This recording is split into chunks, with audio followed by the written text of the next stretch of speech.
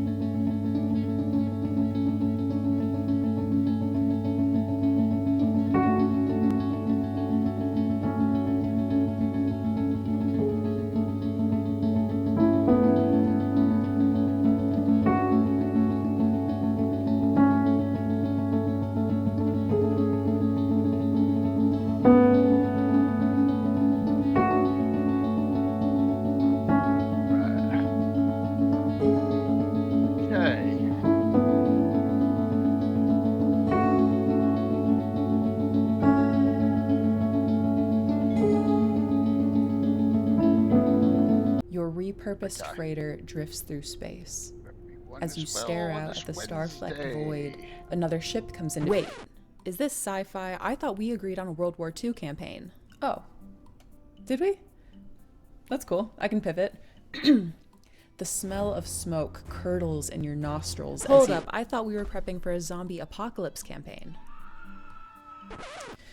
Alright, here's what we're doing. It's the year 3700. Humanity's elite fled to other planets long ago, taking with them all forms of advanced technology. Earth survivors scrape by with historic tools as weird phenomena plague abandoned nuclear sites. Witnesses report seeing glowing lights and the dead rising from their graves. And amidst the chaos, 3 strangers will meet in a dim bar. A veteran zombie slayer, a disgraced general out for revenge, and a space mercenary sent to investigate the power plants. Now describe your characters. How did you do that? I have the right tools for the job.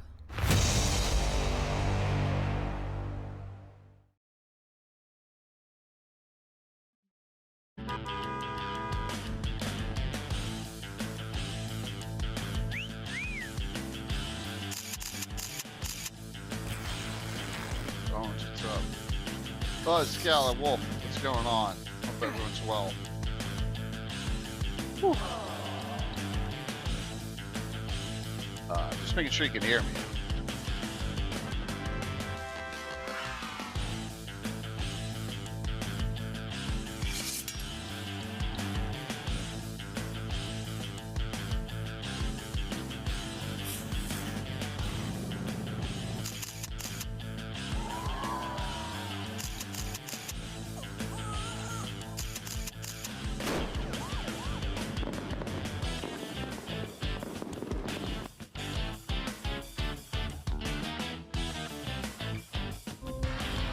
A story once spoken is ageless. Still waiting for guests. The dungeon imagined without end. The curious are the ones most courageous. The tree that endures has to bend. From stillness the mad mage is stirring. From countless voices the castle takes shape. Zagig will test the enduring. Those unlucky will never escape. That sounds serene. Wow. Crazy.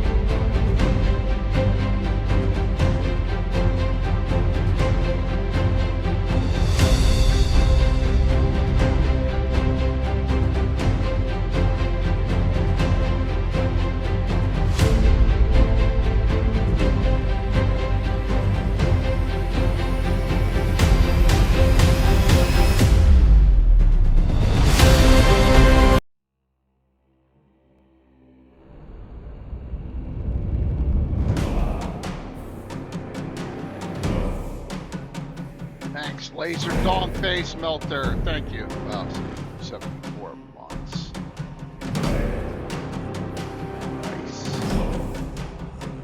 plus years.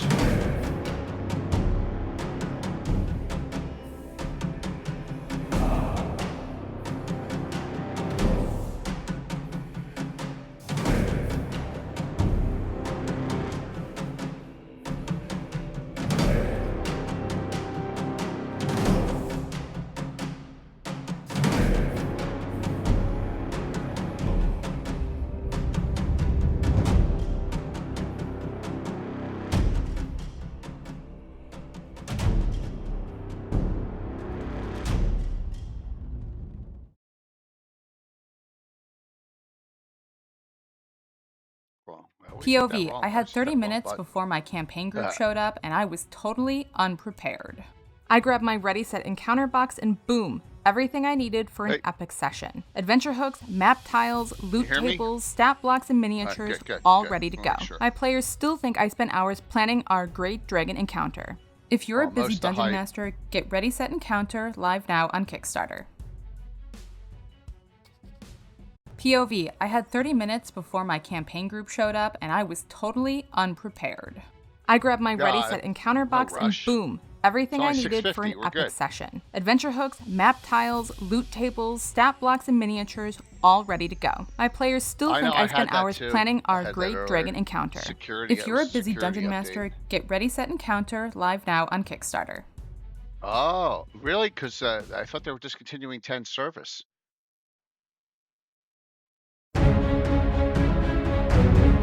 Oh, wow.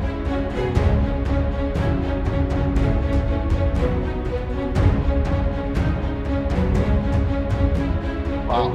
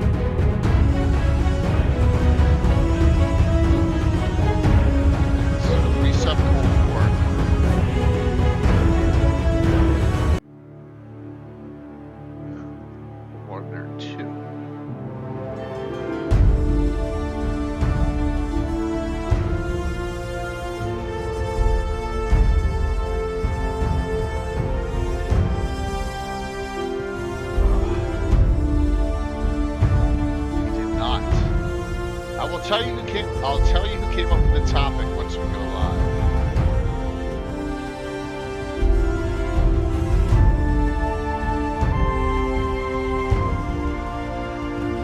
So I had a separate topic planned, and I don't even remember what it was now. Oh my gosh. Yeah, what the heck was it? Oh my gosh.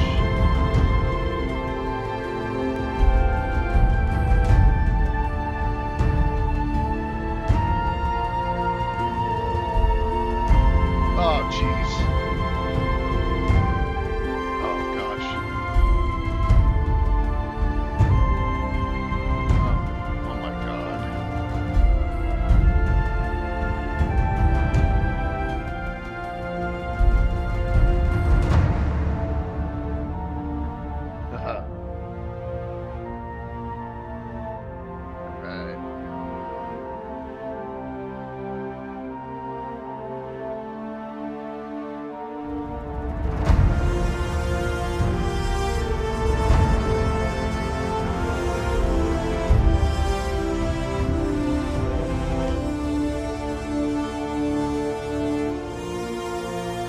Right.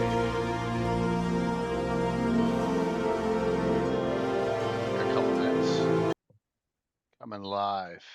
All right. Let's kick off another week. Another week of 4 streams because I am a glutton for punishment. So hope everyone's doing well. I got Anna and Mike here tonight. So Oh, you know what? I did forget to do something. I forgot to do the banner for the Gammon on Sunday with all the. Okay. I Yeah. have to get to that with all the what do you call it? All All the the guests and stuff. Yeah. yeah, 4 guests Mm-hmm. with the Greyhawk Legends of Greyhawk coming on, so that'd be interesting. But just so everyone's aware, let's call. But this is the end. Uh, tomorrow night. Oh, yeah, tomorrow night. So I got 3 players plus a secret special guest tomorrow night, and that's under Late Father, Lake Daughters. What's up, Mimorph?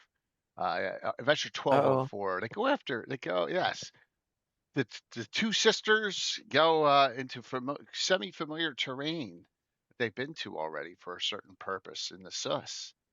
Yeah. And then let me see. I think I got these shout outs programmed. I hope I do. So if I don't, I'm stupid. I should have them programmed. And then on Saturday at 11, A Far Cry from Trade Towns. That title's subject to change if I get the terrain. The Gamescape 3D's bringing me, and I really like something in there I'm going to use. So I got T-Time with Taryn, Alexi, and Curtis, Brett, and Rob right now, official. So that's who we got for this this week. What's up, McLeod? How you doing? So this is going to be. I looked back and we did an Iuz one about a year ago, and it was more about the Boneheart, I think. This one we'll spread it out a little bit and spread the wealth on this. Who do you think gave me this idea? Yeah. That's tough, isn't it? Mm-hmm. Yeah, you'd never guess in a million years. Josh Pop. Oh, good one, Josh. We were Thank talking you. and planning for Virtual Crowd Con and Gary Con stuff. And he's like, "Hey, man, you should do this if you don't have a topic." I'm like, "I have a topic, but now I can't remember what the topic was." So it can't be that. It couldn't have been that great. But yeah, so this will be a fun discussion tonight, especially for all of you who like that late 580s to 591 era. Mm-hmm. That's what this is all about for the most part, and then you can go in beyond that. Thanks for the hype train, everyone, early on. So, Mike, your thoughts on this topic tonight? You can thank Josh. I think we might be asking for a deep dive here. Deep dive, yeah. Mm-hmm. Deep dives are good, aren't they? We go deep. There's a lot of little tricky things and nuances. And fortunately, we got plenty of books that help us here without even really needing. What's up, Amanda? I gave a little tidbit away and you missed it for the game for tomorrow night, but that's all right. That's okay. So yeah, so we got you got both of your from the ashes. You got your Mark lands, you got your Eyes the Evil, and you got your City of Skulls. Got a lot of stuff. Mm-hmm. Lots of good stuff, and as everyone knows from the discussion on Sunday night, those are Marklands and Eyes the Evil are 2A, 2B with me as far as references go, as far as all-time greatest references. So we have plenty of those to go through, and also tell a little bit about how, like, Mike's an expert on this, how it all started because he's a 5 shall be 1 expert. Mm-hmm. So yeah, he kind of can say how maybe I just got a foothold early on, right? It's kind of silly, I think. Yeah, Cities of Skulls is a very difficult to run adventure. I've never run it because it didn't fit my campaign, but it's an adventure. It's an adventure, and they have a threat rating in it. Yeah, and depending on what you do on that, your threat rating. What's up, Mandy? How are you? Yeah, it can really go up or down. It's tough. It's one of those that you better be prepared to die. Also, they recommend you don't bring good characters in it because they stand out like a sore thumb. So, boo hoo. Except good characters are the only ones motivated to actually do that adventure. Yeah, but if you pay lawful neutral characters enough, I guess, right? Well, I guess. Yeah, I thought that was antithetical. I thought it didn't make much sense to me. But they say you can bring on good characters, but good characters are going to has some serious trouble with it. But I don't know. There's stuff like, um, what's it called? Amulet of proof against detection and location. That stops. There's all sorts of magic items. You can use dusted disappearance, all sorts of things. But hey, they go through that in the adventure. So we're talking those early eras where. So if a lot of you don't know, let's separate eras here. You start 575 up to 580. I think we should go earlier than that. We have to start from when Iuz took power, or maybe even No, before. I'm talking about that's Gary Gygax's era. Got you. You're thinking yeah, published era. Yeah, no. I'm talking about so that's the Gygax era.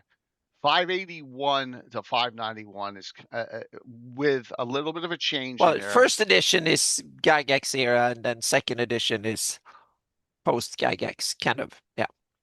Yeah, but still, it's still Gygaxian because Jim Ward's running things and and stuff. They don't have Sergeant's not messing around with the setting yet, right?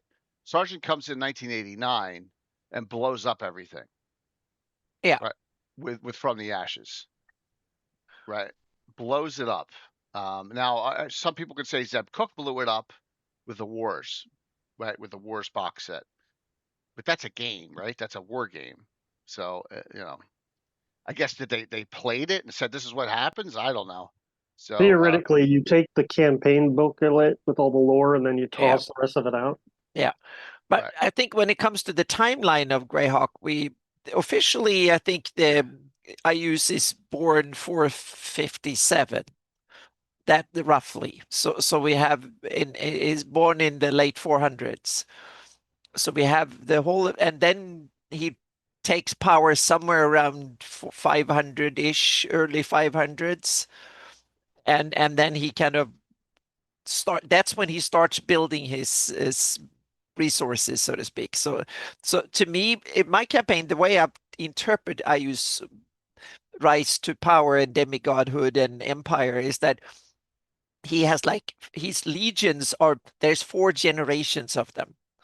And it's interesting because he's always been warring and skirmishing and fought wars with all his enemies in order to get to the next level. So the first generation of his hordes or legions were the men of the lands of the old lands, the lands of Iuz itself. And he sacrificed them in order to gain the first extensions of his rules, so to speak. And then that was the men of the barons. That's where he kind of expanded north first. That was the easiest picking. So he used up a lot of the initial resources to gain the second generation. Those were the rovers of the barons and others from that. That was his second generation of troops. He's still a fledgling ruler, not much to speak of. But then we get into more like published history and 576 and stuff. And because the early history has been hinted at because we don't know the details. And then comes the third generation of troops. When the first 2 was kind of expenditure, that was when he became powerful enough so he could recruit demons and stuff like that into it. And that's when he started using the men of the bandits' lands. He started getting in there, recruiting them in. That was his third generation. And then comes the big war when he tried to conquer a lot of other lands and stuff. Then he used the men of the bandit kingdoms and a lot of demons and all that, and led to the war. And then comes the Crook of Rao. And that meant that he then that wiped out a lot of that army, and Furiundians and others wiped out. And then you got the 4th generation of his hordes.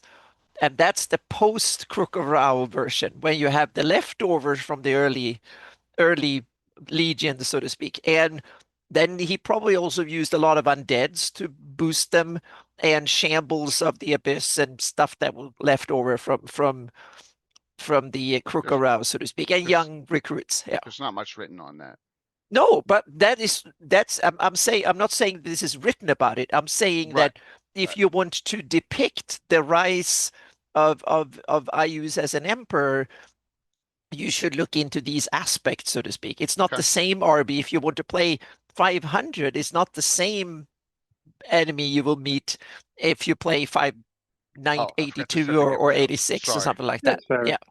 Right, but also you missed the whole point there where he got put away in the God Trap for a long time. Exactly. That was part of the yeah. This is just his generations of his right. Okay. His resources, so to speak. Yeah. So yeah, I mean, okay. That was what I was trying to talk about error wise was Iuz was just there. He was there during the Gygaxian era. Just stayed static for the most point. But some point he gets put in a God Trap, right? And at some point he gets released from the God Trap. And then he's more powerful somehow when he comes out of the God Trap. And then all hell breaks loose with Cook and Sargent. And then Roger Moore tries to undo it, a lot of it with the Crook of Rao. And then when Paizo comes along, they kind of leave it alone. Well, you also have to say Gary used Iuz extensively in the Gord books, so that's where he played the biggest. The biggest story of Iuz is not in regular published stuff for D&D. It's in the Gord books. That's where you get most of the Iusian story from Gary himself, so to speak. Then we get lots of other stuff, but he's one of the teams that is fighting to get the Theor parts and all of that stuff, and you get the stuff with Zuktmoy, and you get the story with all the Iuz love life and all of these things comes from the Gord books, which is, when it comes to a portrait of Iuz, that's the best we have, so to speak. And I bet it seems like that was something that Carl Sargent used that information, because the first two books were published by TSR, so he can use all that material in trying to then make what Gary wrote about Iuz and his personal life in the Gord books. He's trying to make that into what Iuz does in the setting, so to speak. But also the Gord books are not dated perfectly, so we don't know exactly what year.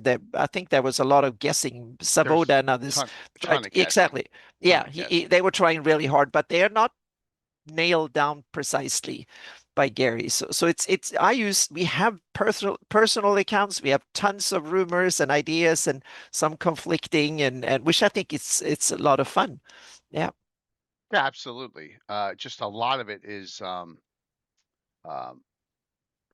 yeah, it's something that will give you information. You can do with it as you wish. Right? Exactly. Yep. You know, Iuz is kind of in the back burner of my game. Okay. I'm Iuzed out. You know, I'm there's a lot of things I'm out, even though I never used. Yeah. So I won't say what show it was, but someone was here's a hypothetical for you. And they started talking about, well, if you had Vecna's hand and you cut your hand off and put Vecna's hand on, but you could wild shape, would Vecna's hand still be in power when you wild shaped into something? I'm like, first off, who the hell is just holding Vecna's hand? I said, if you use Vecna's hand once every 50 years in your campaign, that's more than enough. So if you're walking around, I was like, oh my my rule will God. be that when you put on Vecna's hand, you no longer you. Yeah, the hand you understand the takes, point I'm trying to make. Exactly. There's not enough respect for certain things. Yeah, I mean, the hand of Vecna is way more powerful than your petty little characters. So you basically cease exist when you put that on. I think that's a lot. Thanks, Savage. There's a lot of that going around because I don't want to be that. Oh, I'm better. I'm better DM than them. They don't. The old generation, the new generation doesn't get it. Right? They don't get. I think they do, but no. They're different perspective to look at these things, and they don't know of Vecna's hand or the Crook of Rao or any of this stuff in context with Greyhawk. They have no reference point for it. Everything out there that is very true. Miscellaneous. Everything's they live in the so-called D&D universe, which had been the last 10 years. That has been the way, but that is just different ways of interpreting the game, and I'm perfectly fine with that. There are different ways to interpret the game. Yeah. You have the old setting way, and there's many. Just look at Greyhawk. There's so many different ways you can look at Greyhawk, and they're all viable. Yeah, but you look at Greyhawk, even if you say it's just You understand what I'm small saying, everyone? breadcrumbs in the Yeah. D&D universe, so to speak. If Yeah. I hear another thing about Mordenkainen's having to say Forgotten Realms again, that's driving me nuts. You know, that stuff with Yeah. a new cartoon or something coming out. I'm like, Yeah. Mordenkainen? Yeah. What the hell? But Yeah. meaning I look at Greyhawk like it's distinct place, and that's where yeah. But others just look at D&D as a game, and that has different dimensions or whatever. And Correct, Chris. Forgotten Realms is just one way of playing D&D. Greyhawk Yeah. is not. Then you can just mix and match, and that is a viable way of playing the game too. Yeah. No, it's not, Anna. Oh yes, it is. Yes, I don't. It's not my way of playing the game, but I it's understand definitely a that. way you can play a game. Yeah. Yeah, Mm-hmm. yeah, absolutely. Yeah. But if I Yeah. see you know, there's too many Vecna parts running around out there, Oh and yeah. also, but Yeah. like an There's Eggle, some. yeah, Yeah. this new Eggle book, a Drell's an Eggle book. Yeah. I'm Yeah. When you said that, I was thinking that might be another shrink wrap, Vecna's other body parts that hasn't been well, in described Die Vecna before. Die, there's a lot of other body parts Yeah. in there. Mm-hmm. Yeah. Yep. Yep. But like, We might. so Yep. with Iuz, we're gonna keep it on the Greyhawk perspective here.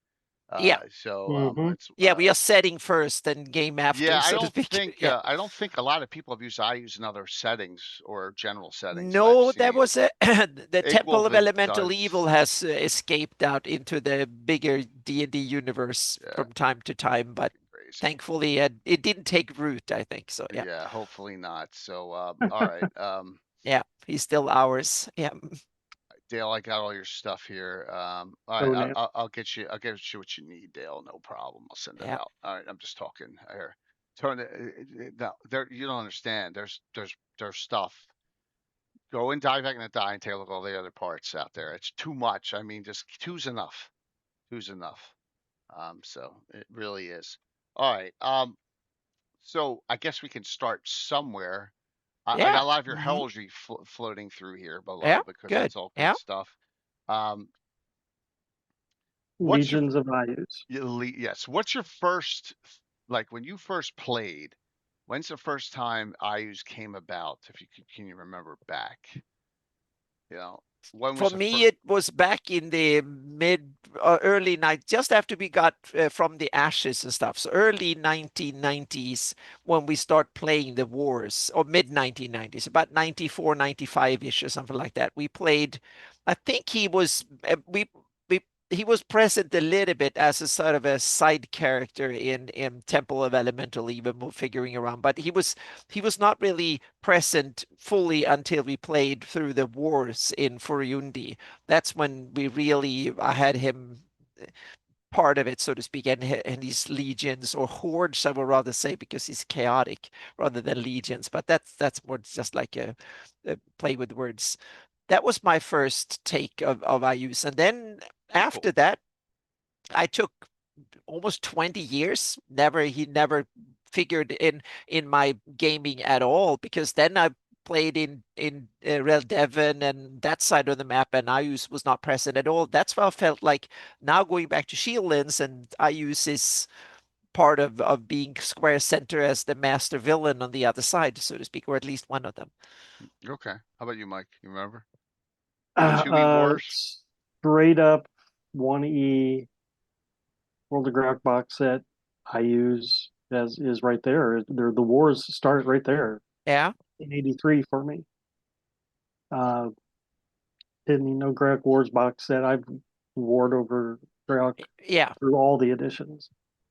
For me, when I see Legions of Iuz, I start with the guide to Greyhawk, or the, if you prefer, the folio. Either way, you're start looking into, for me, troops. Legions mean troops, means Right. armies, means war.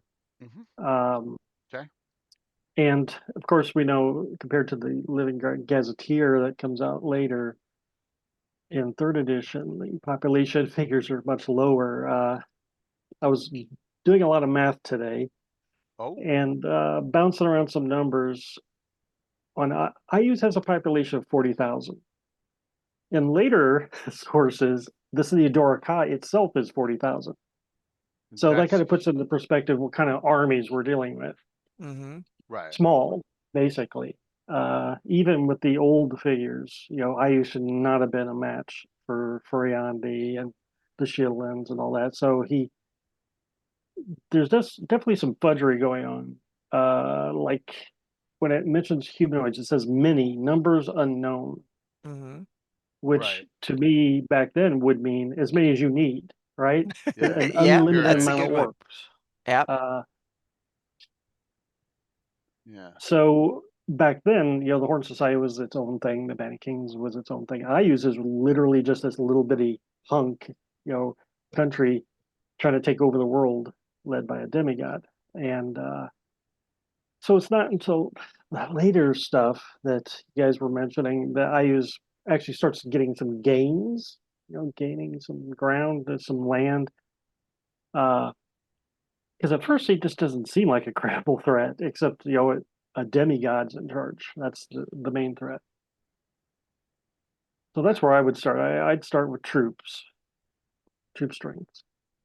So yeah, as you look, you're right. Good. Right here, it says Iuz land. This is 1983. It's 40,000. Dorcas 10. Yeah, that's not impressive at all. Demi-humans none, humanoids many. And then it does say about the many evil clerks, fighters, thieves, assassins, magic users have gathered under. True. But then again, you have the miniature set where you have the halflings of Iuz. Right? Ooh. You have some weird stuff out there. Yeah, Dale points that out specifically in chat. That's awesome. Evil halflings.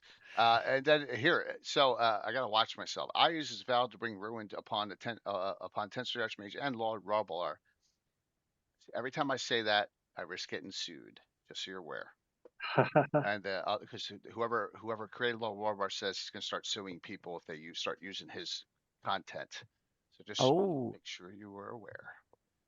And the others let's see. Slay him in his prisons was sprung. Yes. BB was asking about humanoid population counts, and Iuz just says unknown, right? Well, we do have some. We do have some here. Well, I'm still talking the box set. Okay, keep going. Anyhow, there's two ways to look at this. It says many, and by the definition of the rules, many means 20% of the human population, which would mean there's 8,000 orcs or 8,000 humanoids, which is still, and that's fighting males. So 8,000 would be Iuz's orc army in 1983. And then next door in the Horn Society, it actually explicitly says that there's 12,000 hobgoblins. So just hobgoblins. Just hobgoblins. So I mean, there's others, but right there, Horn Society has an army of 12,000 hobgoblins. That's actionable information on the forces. And they're much more organized, better than the orcs. Yeah. Yeah. Yet somehow Iuz conquers the Horn Society. Yeah. So yeah, that's not much to go on. But then not that much later, in Dragon Magazine, Gygax starts to go into troop strengths. The Legions of Iuz get into some action against the Wolf Nomads and the Rovers of Barrens. Right, and that is in one of in the 50s, right? In the early 50s, the events. There's only 4 of those. 56 is a good one. 56, yeah. All right, let me bring that up. I can bring that up. We don't even need a reason. Sorry, quoting. Of course, I got to go now. See, I made a mistake there. I should have gone to Dragon instead of going to a generic one here, because then it came up with 56 came up with weird stuff. The reference 56 must be in something. Dragon. Here we go. Now go 56. I'll find it. Cool. Boom, boom, boom. Okay. I think it's the only time Phil and Dixie were on the cover.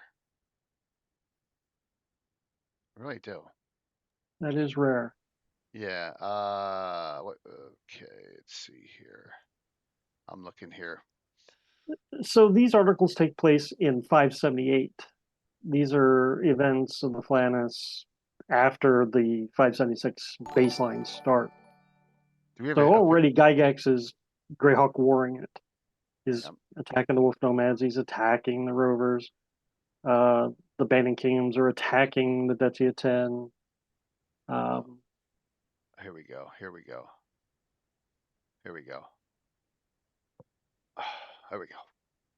Yep. So this is 81. So they jumped to 578 and 81. I did not know that. Yeah. Get the Wolf Of Nomads. course, back in the day, I never had these Dragon magazines, so I didn't have until this one much either. later, it would have been nice to have. So he never conquers the wolf or tiger nomads. No, he doesn't seem to conquer northwest. Seems to be he seems to go northeast rather than northwest. Yeah. Unless you want to count the Howling Hills. If that was he's fighting over the battle. The wolf, the nomads had their burial grounds in the Howling Hills, and he conquers them. That seems to be mentioned in various sources. But otherwise, he seems to not cross the what's the river. He crosses the Dulce a little bit, but he doesn't go much further than that. So he takes the west of the Dulce is the burial grounds of the wolf nomads, and he takes them. Yeah. Gabriel's right about Iuz raising dead as they go. That's definitely more pronounced when we get on later in the Sergeant. Yeah, that seems to come undeath. He'd be more and more associated with undeath as it goes along, and yeah, that might be a reason. Many reasons. Embarrassingly, he's more of an undead god than Neril is. It seems like. Yeah, eventually. Yeah. Well, Neril stays behind the scenes. He's a greater god. He doesn't need to piddle around with this crap. Like Iuz does. Yeah. Yeah, that's what it is.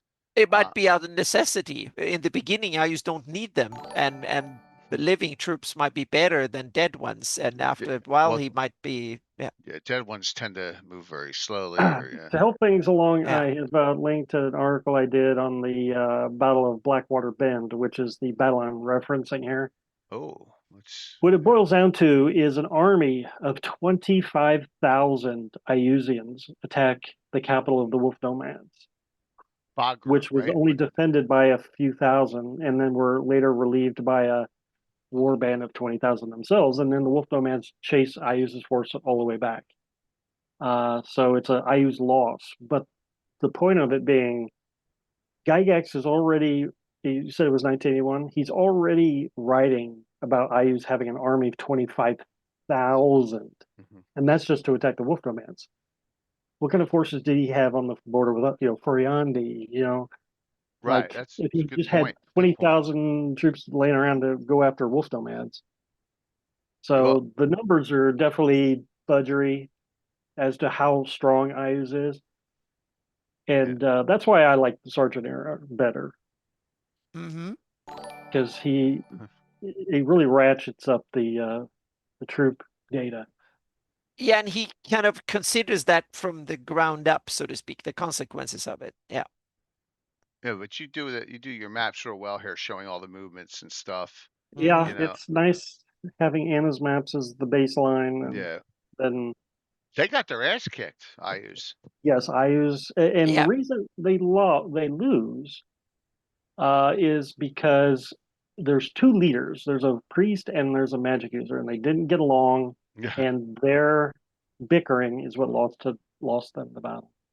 So that's Lord Shaldraff and Mellard Plicht, which none of them make it into the Iuz Evil reference. So they were both dead long before. Probably dead. Gabriel, I do not have a Battle of Iuz taking over the Horn Society because I think that's like a Sea Princess style coup right there. Yeah, it was. What was that called? The Blood Moon Massacre or something like that. They just took over one day. I have a different story of how that come to be, but we get to that later. Yeah, interesting.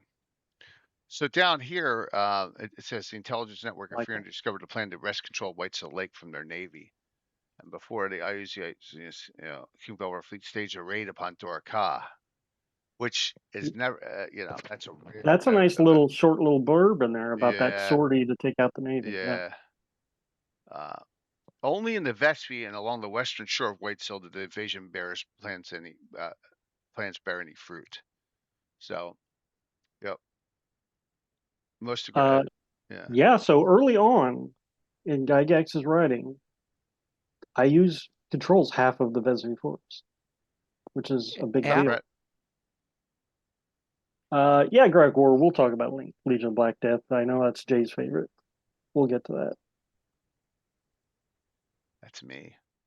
I look for my documentation on the last one I did, and I can't find it on my notebooks, so I apologize. But I remember exactly what it was. So, I remember my Legion of Black Death. Yep. So this is good. Very good I think I stuff. missed this. Yeah. So remember that one battle, Iuz versus the Wolf Nomads. He has 25,000 strong army. Remember them figures when we get to Iuz the Evil, the book Iuz the Evil. Right, and then so in this though he lost. And it was a losing battle. He lost almost the entire army. 13,200 dead and 8,750 deserters. That's almost the entire army gone. The casualties are figures are mine, but that's based on the narrative that he wrote in that article. Wow. Yeah, I have it that the Wolf Nomads, they have war parties 500 to 700 strong, and they travel fast. And so they don't engage in head-on combat the way I see it. They simply they come in and then they do skirmish and kill a few hundred and then disappear again, and then they come again and kill a few more and move on. So they're like a ghost for the Iusians. They're hard to they don't bother to engage because they know they have the room to maneuver, so they use that to their advantage. So I'm just looking here to see if on yours. So you don't know what happens. Is this the only Choldrath and Mellard licked? We don't have any other mention of them after this, correct? They are not mentioned in any other publication. Not after that, no. Right. I believe not. Yeah. So okay. Yep. But interestingly, I don't think they are listed as casualties in that battle. So I assume they come back to Iuz. He kills them. Empty-handed losers, and he takes them out himself. Yeah, probably. So very cool. What year is this in game? 578? I'm looking here. See if you have that. That's pretty deep in. Because most adventuring things start at 576, right? We all agreed on that. Most publications are 576 start. We know that he was freed from the God Trap at 570 by the unnamed fighter. I'm not allowed to talk about it anymore. Yes. So, yeah, all right. So some people go a little too far on Twitter. What's that? Part 2 of the Gygax deep dive here. Yep. In the glossography. So the first book talks about the land of Iuz itself. Yep. The second book, the glossography, talks about encounters. Let me go. Encounter charts. And there's a few things in there that I think are very informative, and that's that the lands of Iuz and the Horn Society, especially, they're allies, so to say. There are encounters for hobgoblin soldiery, orc soldiery, and just regular human soldiery, which is not something you're going to find. There we go. Got it. In other sources, a straight up army. You randomly encounter an army. Yeah, hobgoblins. That goes to show. Yeah, here we go. They are in a constant state of war. They're if you go in there, you're going to run into an army. Yeah, it says 20 of the orcs and the Grillins encountered in Iuz. So they're using Fiendfolio stuff in this, which is cool. Yeah, they got some weird stuff on here. Coolins. Oh, that's the Rovers. Okay. There he is. Yeah, wow. Flynn's only in the Horn Society. Oh, yeah. Most hobgoblins and Norkers are all about. Even in the Bandit Kingdom. These charts also later influence sergeants' troop makeups. Okay. Yeah, the soldiery is only on the Iuz chart, subchart here, which says soldiery, and then it goes here, right? Yeah. It's not clearly stated, but by implication is a breakaway Bandit Kingdom. But when you look at the neighboring countries, let's say Furiandi, Shield Lands, etc., if there's any instance of bandits or raiders or something, they're coming from Iuz or the Horn Society. You could infer that these are, war. Yeah, here it says raiding Yeah, orcs raiding, raiding. I don't see any. It's all raiding into Furyundi, but not to Shieldlands. That's weird. Yeah. Raiding. Because the Horn Society is probably roughing up the Shieldlands more. Right, but this is in the Shieldlands chart. None of these are can touch the Shieldlands. Right. So look, orcs raidings Furyundi, or orcs and Growlins Furyundi. Hobgoblins, Snorkers, Furyundi, Hobgoblins, Furyundi. None of them touch the Shieldlands. That's weird. So that's a mistake. Should have On some. the Horn Society encounter chart, there's knights. There's a patrol of knights. Horn Society. So there's definitely some.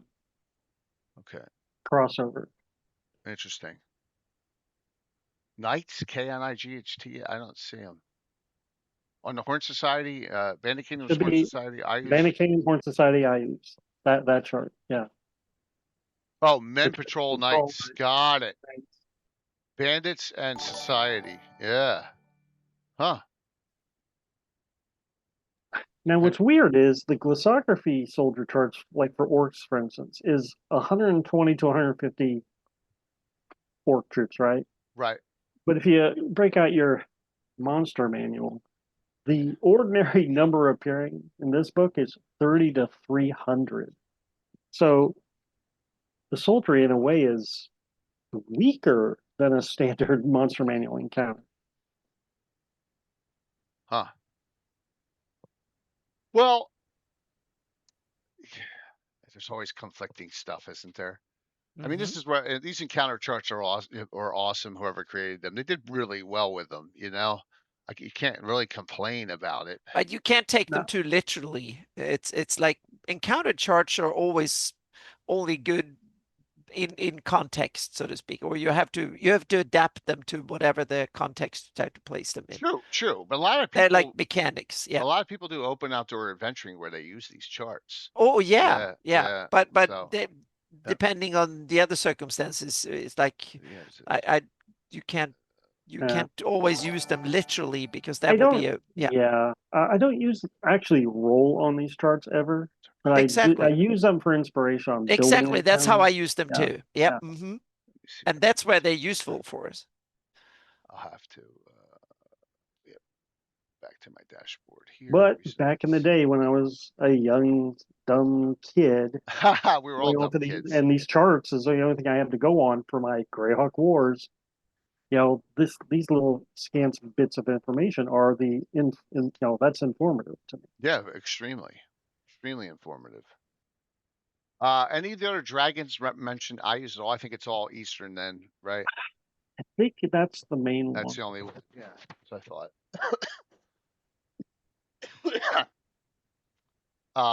And once again, remember, there's no Monster Manual 2 stuff in these. There's no Monster Manual 2 monsters in these. Just Fiend Folio and Standard. All right. Good reference point. Good start, Mike, on that. All your encounter tables here, your patrols and things. So this is if you don't know this is good, because this has a synopsis of everything that happens, right? So talks about the background. It was basically an extension. This is all an extension of the bandit lands, right? Petty fiefs with chiefs of minor bandit war bands and clans fighting each other for control of small swaths of barren land. And then Igwolf came along and changed the world. I'm sorry, I can't help myself. So and it talks about here's the Empire today. This is all at post wars. And let's for what you think of what happened during the wars. For me personally, it took me so long to figure out what the hell I was going to do, how I was going to do it. After I had all this stuff working in the Shield Lands with the Bandit Kingdom's invasion of the Shield Lands, this is pre From the Ashes. Get that all done, and then From the Ashes, it's like comes out. We get it a month afterwards or whenever. Like, oh my god, what the hell do I do with this? So you get some good background here. Like here, Iuz hates and fears in a role. That's a good No information. wonders. Yeah. You know, above all, Iris fears Tharizdun, the buried dark god. Yeah. Iris simply spits derision against other evil powers, even encabulous. So, yeah. Things about Zogtamoy. Zogtamoy's servants are one to hit his gems. So he has shit like Voldemort, by the way. Instead of Horcruxes, he has soul gems, right? And that's how that's how he stays alive. So, yeah, if you get that. Okay, let's see what we got here.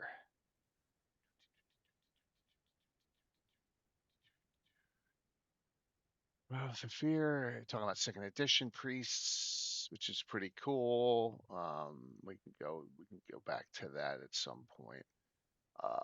It was really good to get like some published source stuff on the direction when I was trying to figure out how to make specialty priests. That was good.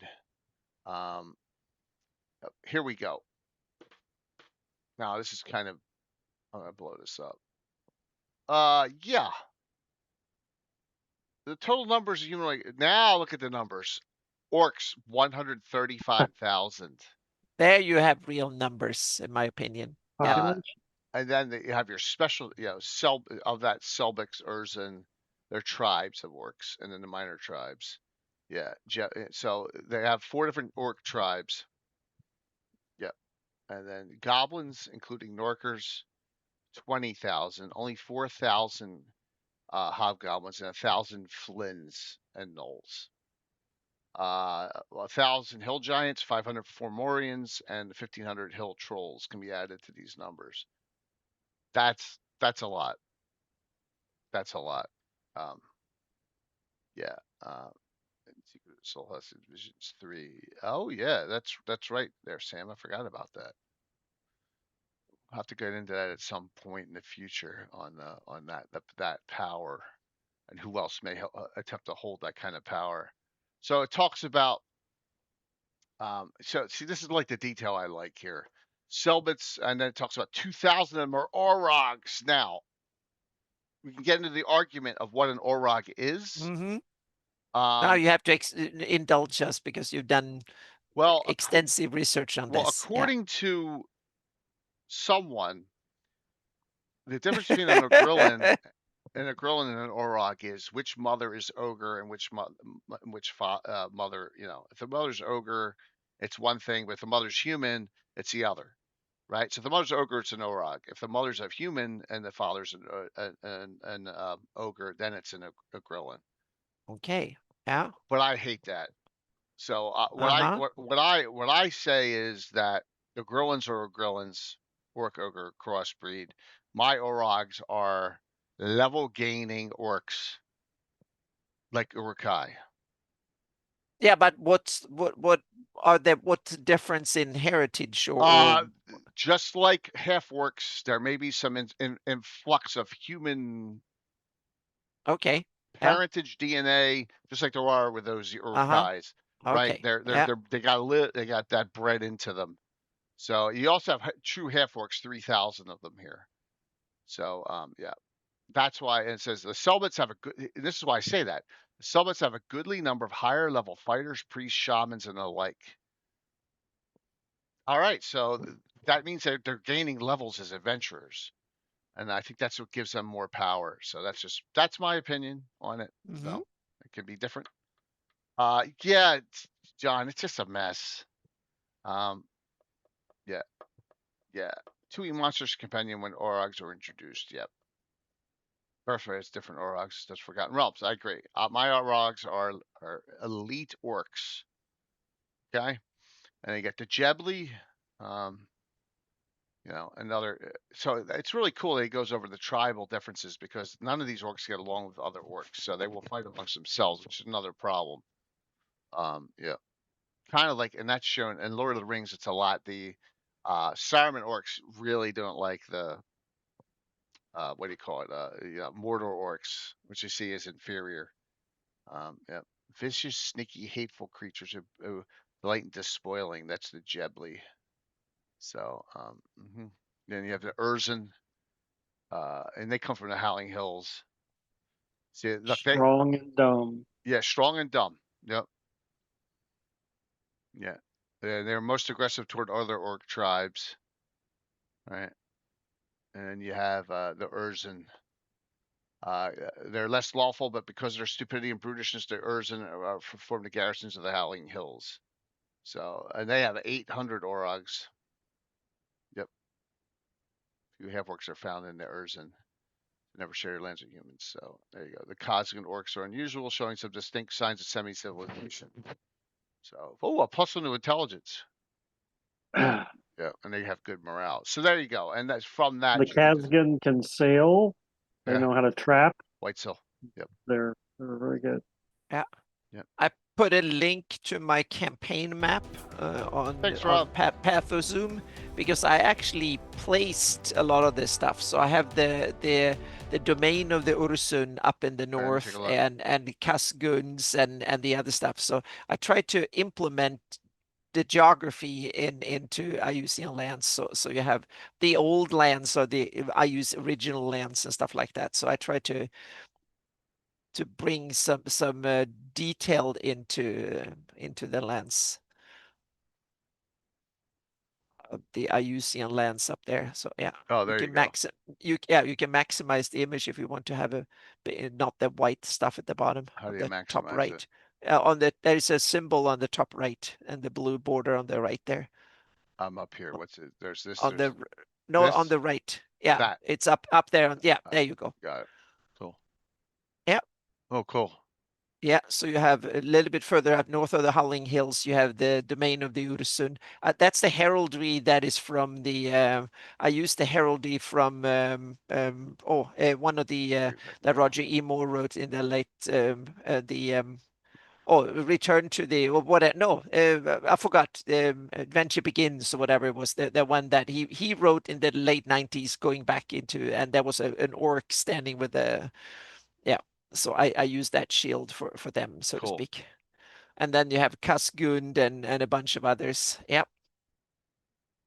So names and ideas and stuff is taken. Dula?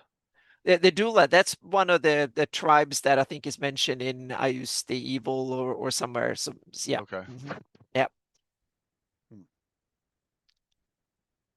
Here's and then you have Jebli lands of Island. The Hoch Jebli, that the hobgoblins, and then the Janser lands and Principality of Vang, and then so I add in names of settlements and stuff for the hobgoblins and stuff. So I've added levels of detail below what's mentioned in I Use the Evil and stuff. So What time frame is your map?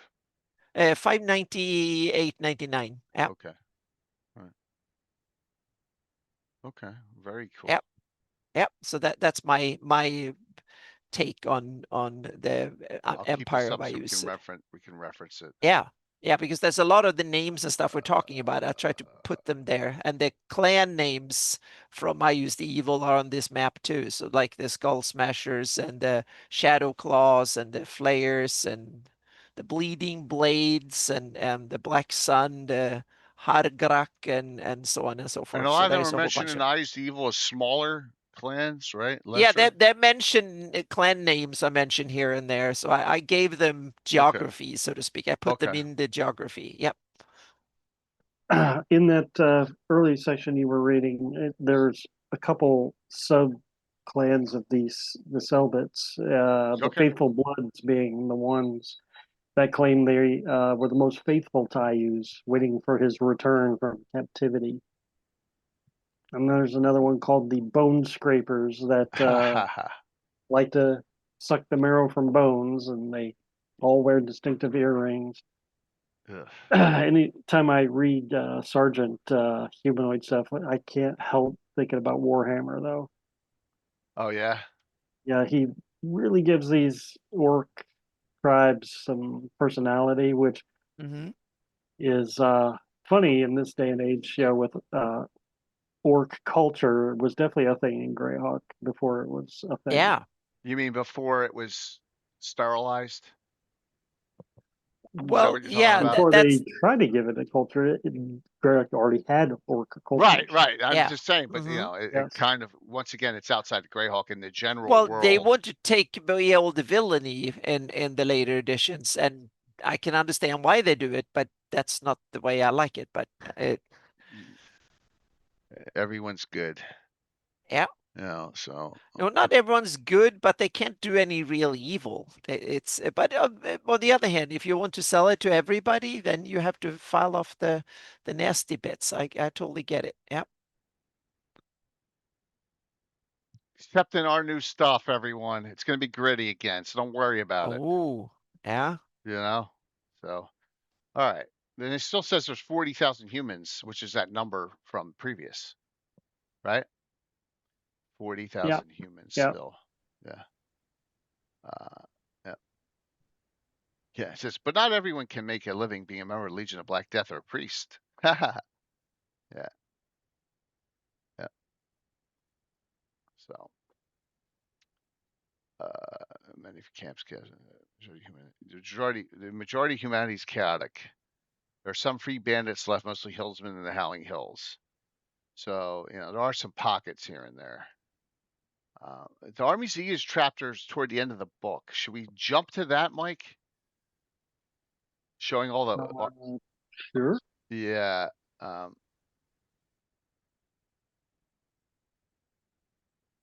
Here we go.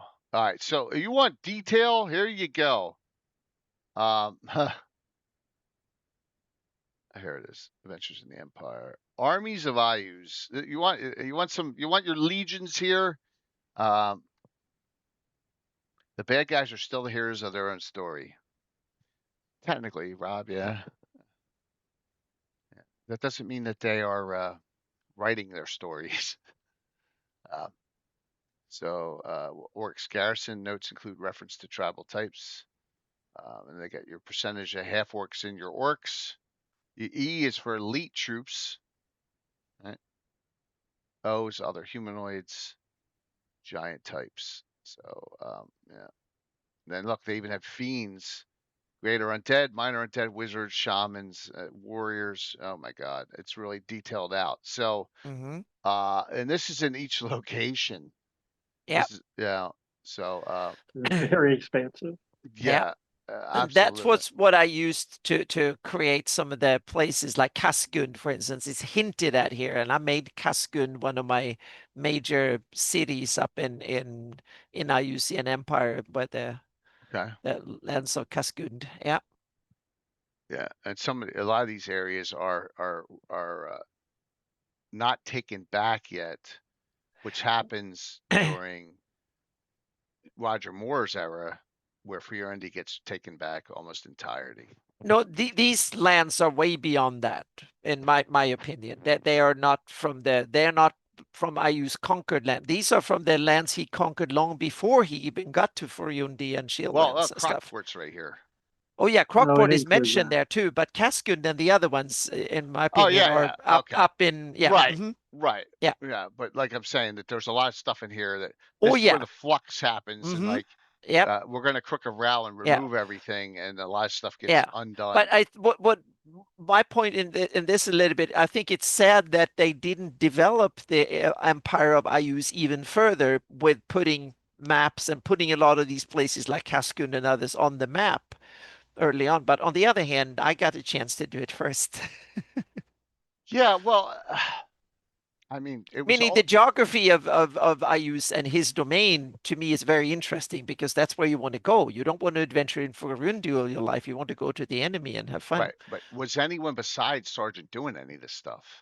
Not much. That's what I'm saying. It was a missed opportunity. He, like tripled, quadrupled the amount of information. Yeah, well, yeah, he did definitely. Yeah, it just was.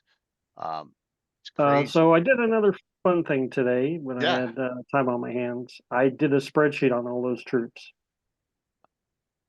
I totaled them all up. Yeah. Okay. So the whole total of Iuz's forces, including the Horn Society, Bandit Lands, everything on that book you just showed, including demons, priests, etc., is 82,000. Wow. I'm rounding 82,000.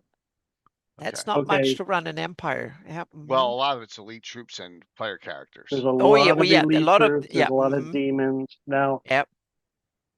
but I further broke it down from some of these categories. So just humanoids.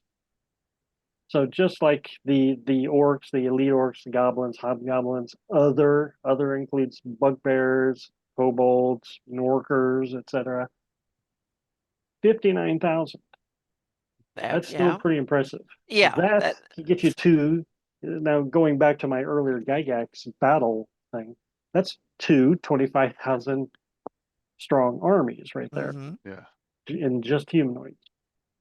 Human wise, across the empire, across the entire empire, he only has like 9,000, almost 10,000 human soldiers, which seems, and I suspect a lot of them are probably also mercenary or Right. bandit kingdom troops. Very, very low for these charts at any rate. The other thing that's, he has 966 giant kin. That's seems okay to me. That's a lot. Now undead, I kind of lumped them all together, but a majority of them are supposed to be skeletons and zombies, Yeah, not obviously. graders. Yeah. 11,000 undead though. That's just at the start. Like was said in chat, he's every time he loses a battle, he can raise them all and keep fighting, I suppose. But 11,000, and most of those are on the front lines against Furiandi. And a lot of this looks like the greater undead's lesser undead's 5-to-1 ratio to greater. Yeah. Right, and that's still a lot of undead. Here's some of the other eye-popping things about these troop figures.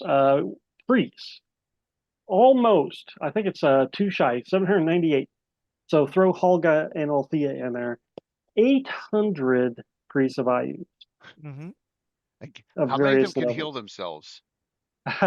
0. 0. He also has 500 wizards in his employ of various levels. And then another 400 in shamans, or humanoid shaman. Right. So altogether, that's 1,700 spellcasters. Does Furiandi have that many spellcasters? No. I doubt Maybe, but I doubt it. Yep. Yeah.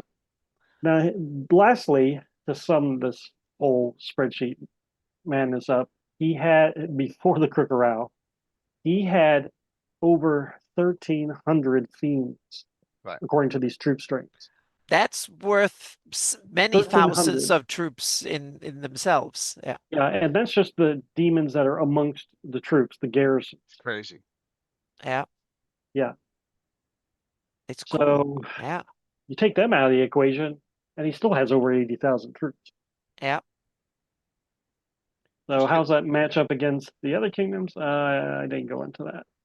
No, but it sounds like at least there's enough material to scare your neighbors severely, so to speak. And yeah, but they are show up with all out now. More, yeah, but if you can manage to get more than 10,000 of them in one place, you can probably scare almost every other neighbor. Now, I like Sam's assumption that Iuz sends out these huge armies of orcs and goblins and things just because he can't feed them all. No, yeah, he wants them to loot the enemy in order to feed themselves. Yeah, I like that notion. Yeah. I have that turned on its head now because now the neighbors have learned to deal with him. So that means that in order for the troops to stay loyal, Iuz has to feed them. And that is a big problem because Iuz expect them to eat from the enemy and then give Iuz part of their loot. And when there is no easy pickings, Iuz have to open his coffers in order to pay his troops, and he doesn't like that. So he's really cash strapped. So that's one of Iuz's biggest problems, is that he needs to now start paying his troops and compensate them somehow. And that's hard for a chaotic evil demigod. Yeah. Yeah, I'm looking to see if I was looking to see if there was any locations in Garrick and Zerung. Isn't that on exactly, Sam? Isn't that in Yeah, that's There's one location in the Empire Iuz that from that book that I found very interesting. It's Island, Jay. Right here. Yep. Island. Yep. Mm-hmm. Because of the fiends. They have some weird troop forces in there, troll cavalry, and oh, there it is. Giant types are unique troll cavalry. So what Oh, are they me too. riding? they are riding Lucrata. Oh, cool. I like that. Lucrata are big enough. And then a Oh, little I need further to on, it talks about the elite Orogs who have hunting falcons. Yeah, see, that's what I mean. That's why I love the Orogs. I Yeah, love these, Orogs. I use a lot of Orogs in my Black Death squads. Yep. So, cool. and hunting and war dogs as well. So yeah, Island would not be a nice place to attack. Yeah, and Where the heck did I put it says Island? Selbit Jebli Orcish mix. Yeah. But here it says fiends are 40 Barlagora, that's a There's freaking lot Island. of Yep. those. Mm-hmm. Those orangutan demons. A lot. That's a lot. I believe 20 Alu demons, Alu fiends, right, and 30 Alu demons. Babalda. But it just that's a lot of. So the Barlagura are scouts. Yeah. The Alu demons are spies, and I don't know what the Babao do. The Bao are they're thief types. They backstab. They're the ones that have all that ooze come over. They have the horn on their So head. They have the they're ooze. assassins. Yeah. Yep. Yep. Yeah. Where's Island again? Island is on the northern end of the Whitestill Lake. Near So they're raiding into the Vespi. Yeah. That's the base of operations to raid into the Vespi is Island. Yeah. All right, absolutely. Let me see if I can bring that up. Here it is. Oh yeah, that's it. Mm-hmm. That's it. Raiding in Island. I created a heraldry because that was my story of a backstory of Islam was that was as far away that the Great Kingdom reached. So they created a heraldry and they founded the Erdi that invaded or settled up there. They founded Islam and then they realized this is too far away from home. So they kind of abandoned it, went home, and Iuz took it over. And he kept the same base symbol of heraldry and just changed the colors and stuff a little bit. And, what is your free horde? Is this the Torch of Groomsh? What is this free horde? I'm not sure what it's from the Marklands, I think, with some If it's in the Vesvi, it's probably the Torch of Groomsh. Yeah, I think so. Yeah, the free horde. Yeah, free orcs. Yeah, they're my favorites. Delvin Brass. Yeah. Mm-hmm. And then the Jebli lands of Island. Yeah. Because I hate all the Iuz orcs. Yeah, and then further south is what the Iuz called the Vesvi frontier. Geris Kerung. Well, it's right. You got the Lich's Tower right there too. Yeah. Mm-hmm. Lark's Tower. Yep. That's Kerung. Yeah, they got a lot of stuff along the way still. Like I said, this is here's Crockport. Like I said, all this gets all this when Roger Moore comes around, all this gets retaken. There's no more raising line, no more of all those lines. There you go. Yeah. So whether you like that or not, that's your call. Dragon's Eye Towers from an earlier TSR Choose Your Own Adventure book. Oh, cool. There's a lot of neat stuff here. Serpent Mound over here. That's from Dragon Magazine. Yep. So. Serpent Mound. Yeah. You ran that. My players should remember that. That's the Hunt orcs. Yeah. A Hunt tribe. That's a nasty adventure. Yep. Okay.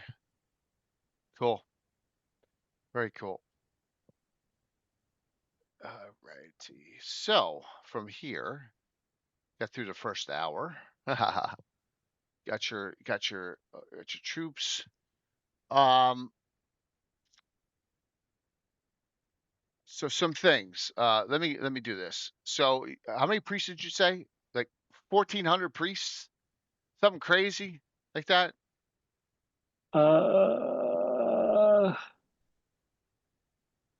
800. 800 priests. Your priesthood of Iuz specialty priest is right here, almost all for the taking, except it's all over the place because, and this is what drove me crazy here, as it said, oh, look, 2 of these spells, Screaming Skull and Vampire Mist, are in the From the Ashes reference card. So you better have that. You better have the From the Ashes box set. There's also a hidden third spell on the back of let me see if I have that. There's also this, and this is something that Josh said. Well, you better bring that up. I'm like, really? Well, I don't have it here, but so it's on the back. So if you have the Thassalos, right? The Thassalos monster from the From the ashes. yeah, but they had the sheets out for the 2E. You know how you put them in the book in the binders? Yep. For all the 2E monsters. On the back of the Thassalos sheet, there is a create Thassalos spell, but it's a 6th level Priest of Iuz spell, and that's a 3rd spell you got to know, that you really need. And once again, this is not undead, even though it looks like it's a golem created from undead parts. But like, yeah, I liked one of my favorite monsters to work with. They're lesser and greater Thassalos. But like some things, the Priesthood of Iuz does that never get 7th. Remember, it only goes to 7th level for clerics in 1st and 2nd edition. They can't get 7th level spells. They can't heal, except that they vampire touch and suck someone else's life force. They can't heal themselves. But they do have great spells that I use, like, and this is where necromancer spells are mixed in. You can mix in a lot more of them, like I did. But spectral hand is in here, right there. Spectral hand, right? And there's a lot of other good spells. Enervation, vampire touch. It's another. They're all necromancer spells. You can add more necromancer in here. Yeah, there's good spells, but compared to a priest of Palor, it's weak. There's some really nasty things, like the Claw Cloud spell, which is one all the raven, hundreds of ravens. The Blood Gloat spell, Chain Madness spell, where that's creating a disease out there. That's really nasty. Yeah, that's a good one. So there's a lot of cool different types of spells in this book. You can add and put into yours. Yeah, the endless class books in the 90s. Okay. Where do you guys want to go next? Well, if you want to see some madness of mine putting this information to use, Yeah. Here's an old blog post of mine from one of my 2E Furiani versus Iuz campaigns. Let me go back and do this. Mind you, this was a multi-part post, but it's all good, man. All good. This is just for a taste of it. Hand-drawn maps, of course. I need to. All right. But that's not any campaign. Unlike I've had several like Jay Scott. That's funny. So yeah, 2E realm. Oh, there we go. Uh-oh. Whoops. Look at this. Oh man. Holy jeez. Mm-hmm. So this is the raising line and the flare line, right? Yeah. All that information. Yeah, That's it says like, flare line right here. And, Yeah. and in every post I showed the movements of the battles and changes. Oh my gosh, dude. Fantastic. Yeah. So oh, I see there's numbers on them for Sharn. Sharn. Valdressa Sharn? So she's alive in yours. Or is it a different Sharn? She hasn't died I don't yet. really remember. No, you could have. Maybe this is how you said she got killed off in 2E, where I didn't have her killed off. Yeah. There are probably names on there that only apply to my campaign. I don't really remember. That's cool though. It's super, super cool. Yeah. Oh, I can just click it to enlarge. I'm stupid. Whoops. No, I can't. I can't enlarge it beyond that. So September 6/27 is June 6/28. Okay.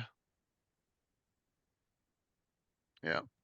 Yeah, I don't think I have a high resolution thing on it. I always have to magnify it. Yeah, understood. Computer. Understood, man. That's cool though. So you got a lot going on.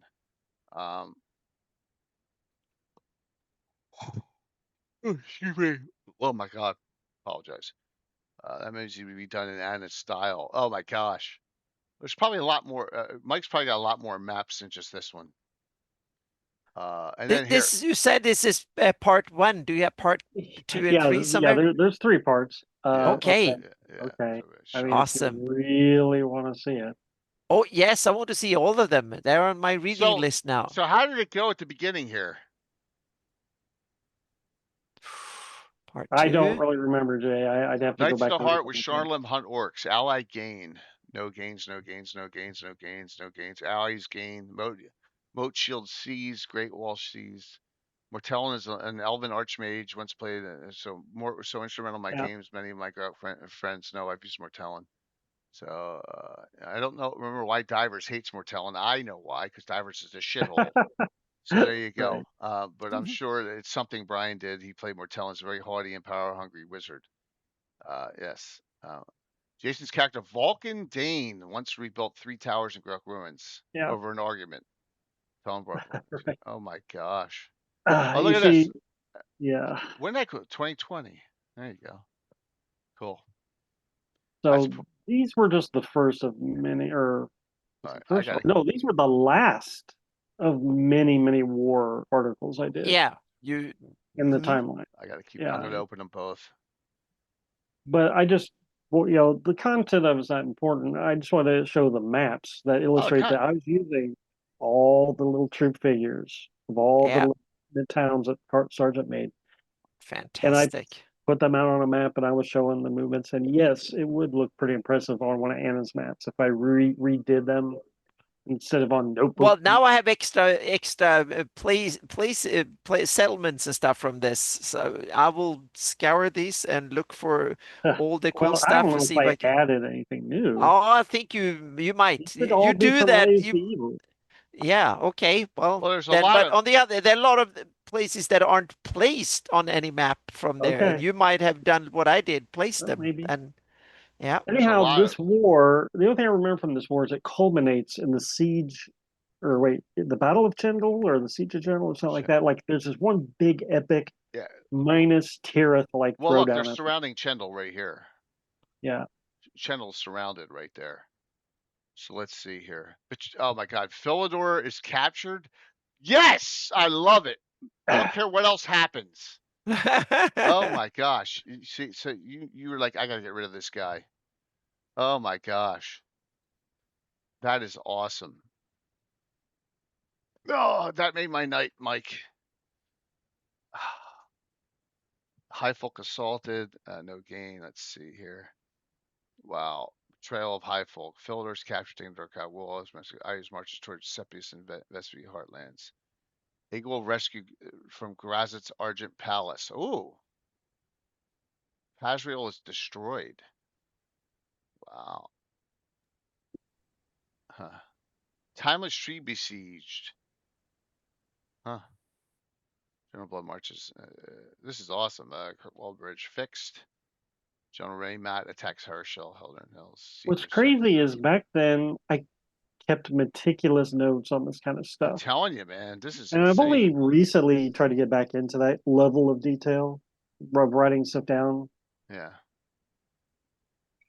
High Folk assaulted High Folk.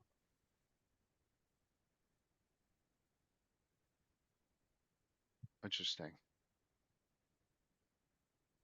Huh. All right, and let's see. Check part 3 here. Oh, that was part 3. Oh, I went out of order.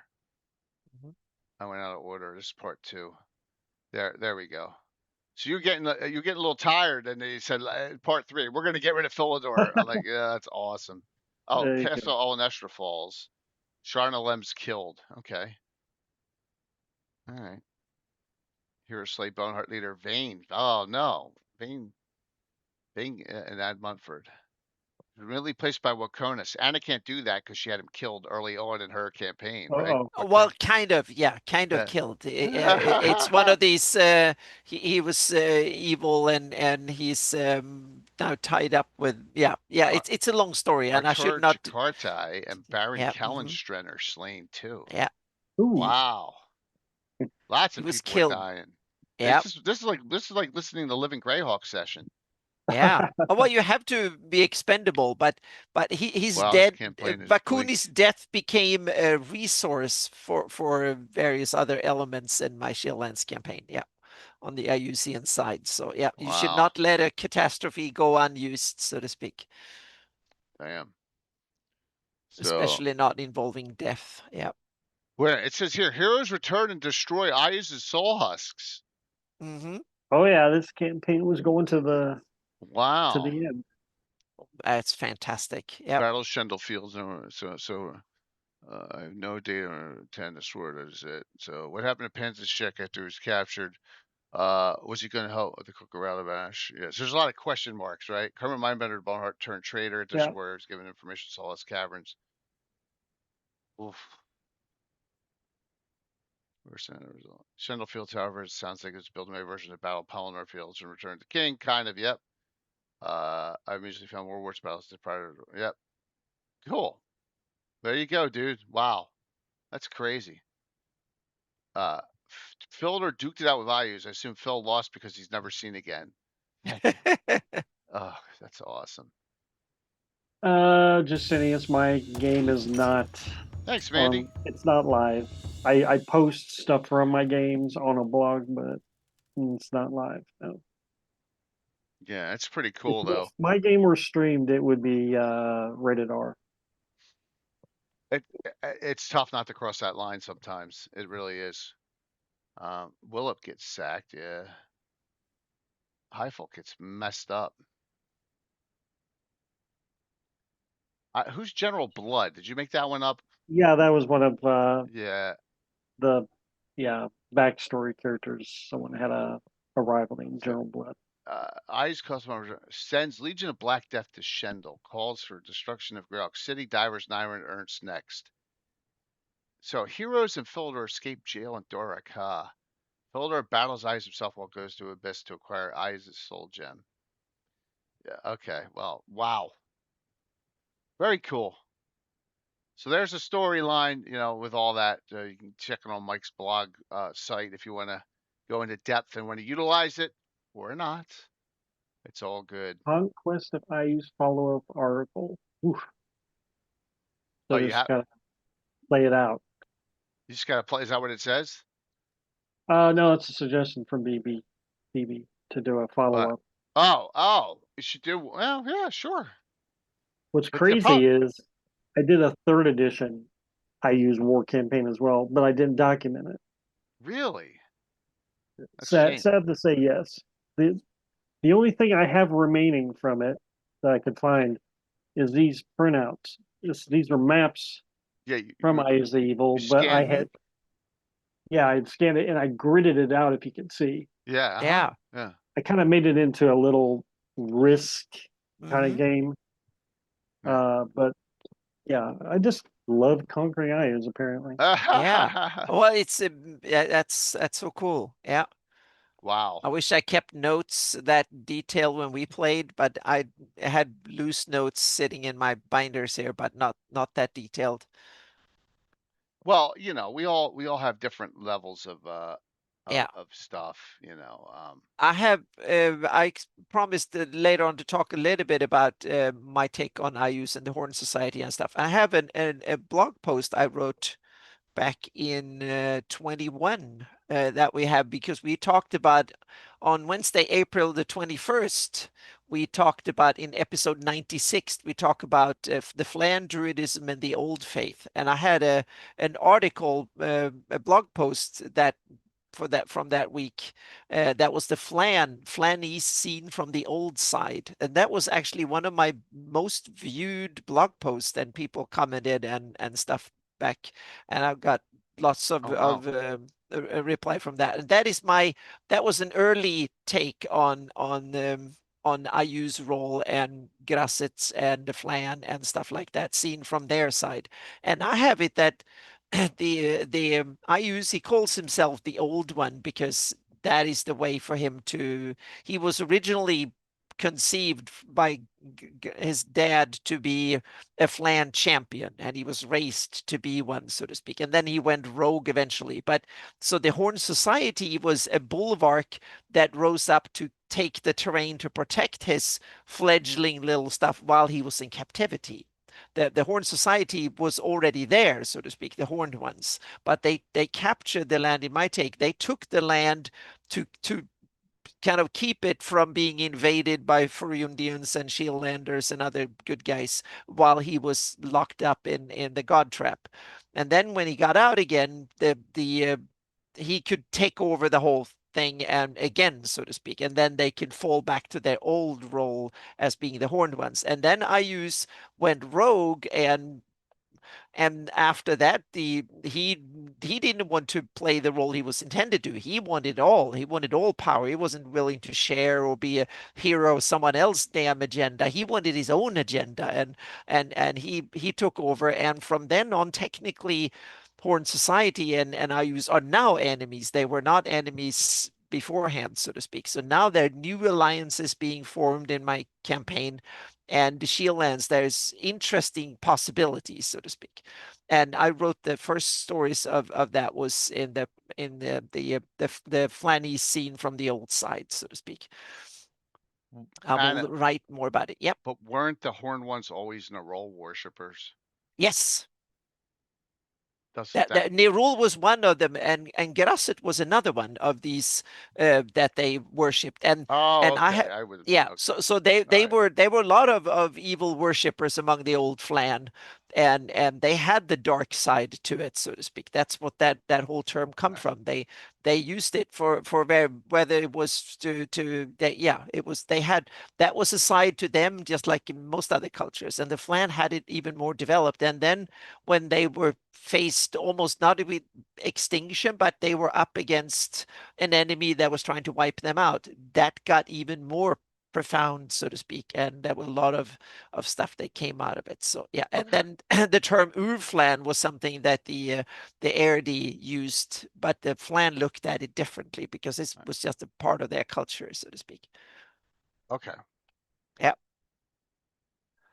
And I have the term Ur coming from because there was a previous settlement before Rossi's that was named Ur, and that's where they got the term from, and that they had cultists and stuff there. So the burgeoning Erdi, the origins they came were very they were terrified of what they saw, so to speak. A bit like the poor Christian monk who went to Uppsala in Sweden and saw the midwinter blood being and so on. I took inspiration from those stories, so to speak. So that was, but that's my take. So yeah. That's funny, Mike. Yeah. Yeah. Unbelievable. All right. So where to from here? You want to go over some personalities and organizations and stuff? Let's do that, right? I know someone asked about the Legions of Black Death, right? Yeah. Yeah. Mm-hmm. So we'll yeah. So for me, and let me go to ISD Evil and figure out where that is in the book. I just do Black Death here. I'll type in Black Death. If I spelled it wrong, right, that would help. Right. Well, the straight up, since I still have my spreadsheet out, the straight up troop strength on Legion of Black Death is 1,500. Okay. Mm-hmm. Right. And that's warriors, elite orcs, orogs, some spellcasters, and a bunch of fiends. Right, and they also here Legions of Black Death or elite army of Iuz used to such crushing effect in the battles in Northern Friandi. So they have their own location in this city. I'm just looking here to see. Yeah, right next to the palace. Yeah, in the palace of Molag. Which is important in that City of Skulls adventure. Right.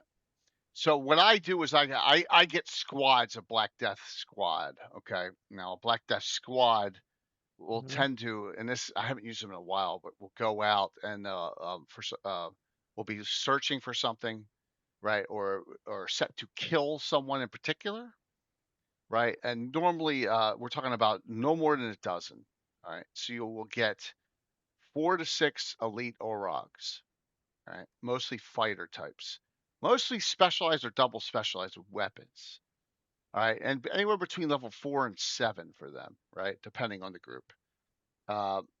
at least one half-orc assassin, right? With that, sometimes two. That character could be also a cleric assassin if they're half-orc, right? So you get a multi-class one in there. One priest of Iuz, usually 9th, right? That is the hey, what's up there, Gianna? It's just usually the leader, maybe higher. These are the type of people that want to get into the Lesser Boneheart, right?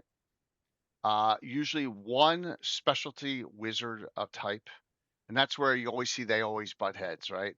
But like I'll throw in a necromancer, right? I'll throw in a just like that necromancer. wolf nomad battle. The priests Exactly, and the wizards are exactly. button heads. Yep. Necromancers are good there. I'll go fire elementalist sometimes, right? Or earth elementalist is good there, or just a straight old wizard, right? And then one fiend, usually depending on the level of the group, between type 1 and type 4, right? In that range. Maybe with a couple babals as well.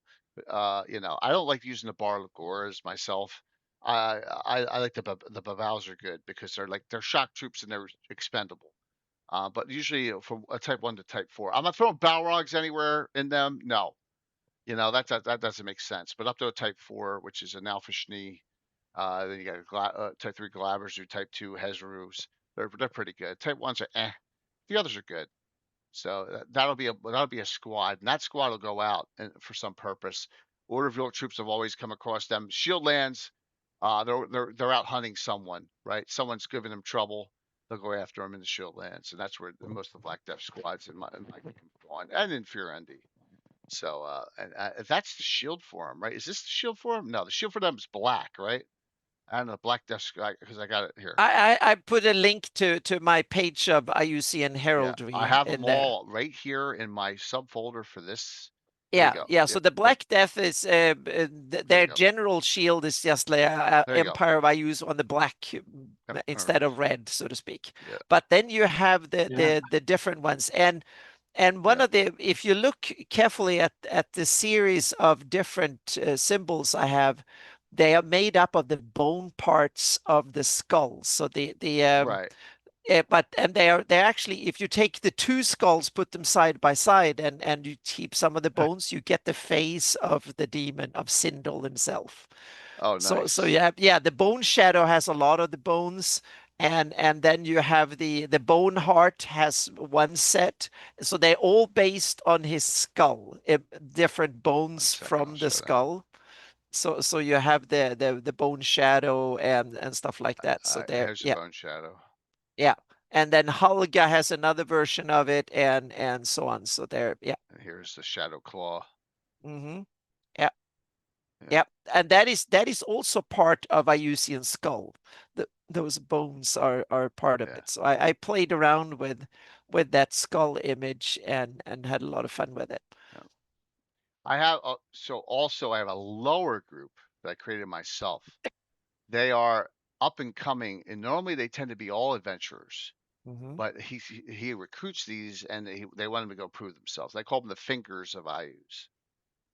All right, so they usually have multi-class cleric thieves, mage assassins, evil half elves, that kind of stuff. Anti-paladin maybe mixed in, evil cavaliers, that whole mix, and that's an adventuring group of usually come across them between 3rd and 6th level.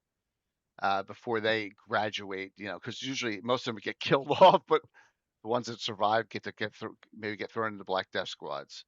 So they're called Fingers of Iuz. Yeah. And if they have a necromancer, they have a specialty priest. They may have some undead about, but they're not walking around town with undead. Doesn't wait on you to fight a demon devil and plucking out one of their eyes to replace your lost one. Oh, yeah. She had the opportunity. She was given the money to get her eye fixed. She doesn't want it fixed. I tried. She has a red gem now. She's trying to put that gem in her. We'll see what happens tomorrow night there, John. Yeah, so this one, what are the Gensel hordes? Is that your own? Is from, that's from Gensel was a place north of the of Critwall, that was invented. I think Gensel is invented from the living Greyhawk shield lance, and so I took it that the Iusians used that as a base to lay their siege on Critwall. Yeah, it's on my map. Yeah, so Gensel. So I didn't invent Gensel. I just made it the base of their assault on Critwall, and so that's where they placed them there, and it was run by Glushnag the Mighty, a hobgoblin. He was the leader of the Gensal hordes for quite some time, and he's still in my campaign, but he's now dubious where his loyalties are. He's no longer loyal to Iuz because he's of he used to serve the Horn Society, and that so when Iuz went completely rogue, and so he's now seeing the chance to elevate himself, and he's not interested in fighting the Shieldlanders anymore. He wants to take back his the right what he was born to do, so to speak. So he has other ambitions. So he's being bribed by Katarina in order to Katarina say that, well, you can go and take your homeland. I'm perfectly fine with that if you accept that I want to take back my land, so to speak. So they have a secret agreement to do that. And Iuz is starting to figure out something is going on at the front, and he's sending various clerics and others to investigate. But it's very deadly and very dangerous to be an Iusian cleric on the front lines, because if Katarina is not killing them, Glushnag is killing them. So Katarina and Glushnag have found out that they have the same hobby to kill Iusian clerics, but they do it in different ways. Katarina is more direct, chop the heads off, and or something like that. Glushnag, he likes to roast them really well first, and then yeah. So he's having fun. So his methods are very different, but the goals seem to, it's like your enemy's enemy is your friend kind of thing. So and that is a very new development on the front. And Glushnag is also a very different hobgoblin. He doesn't keep the wealth for himself. He gives all the wealth they conquer to his men, so they love him for it. So he's very he's completely ruthless but very loyal, and he thinks that he needs to be loyal to his men, but he's completely ruthless in politics. Yeah.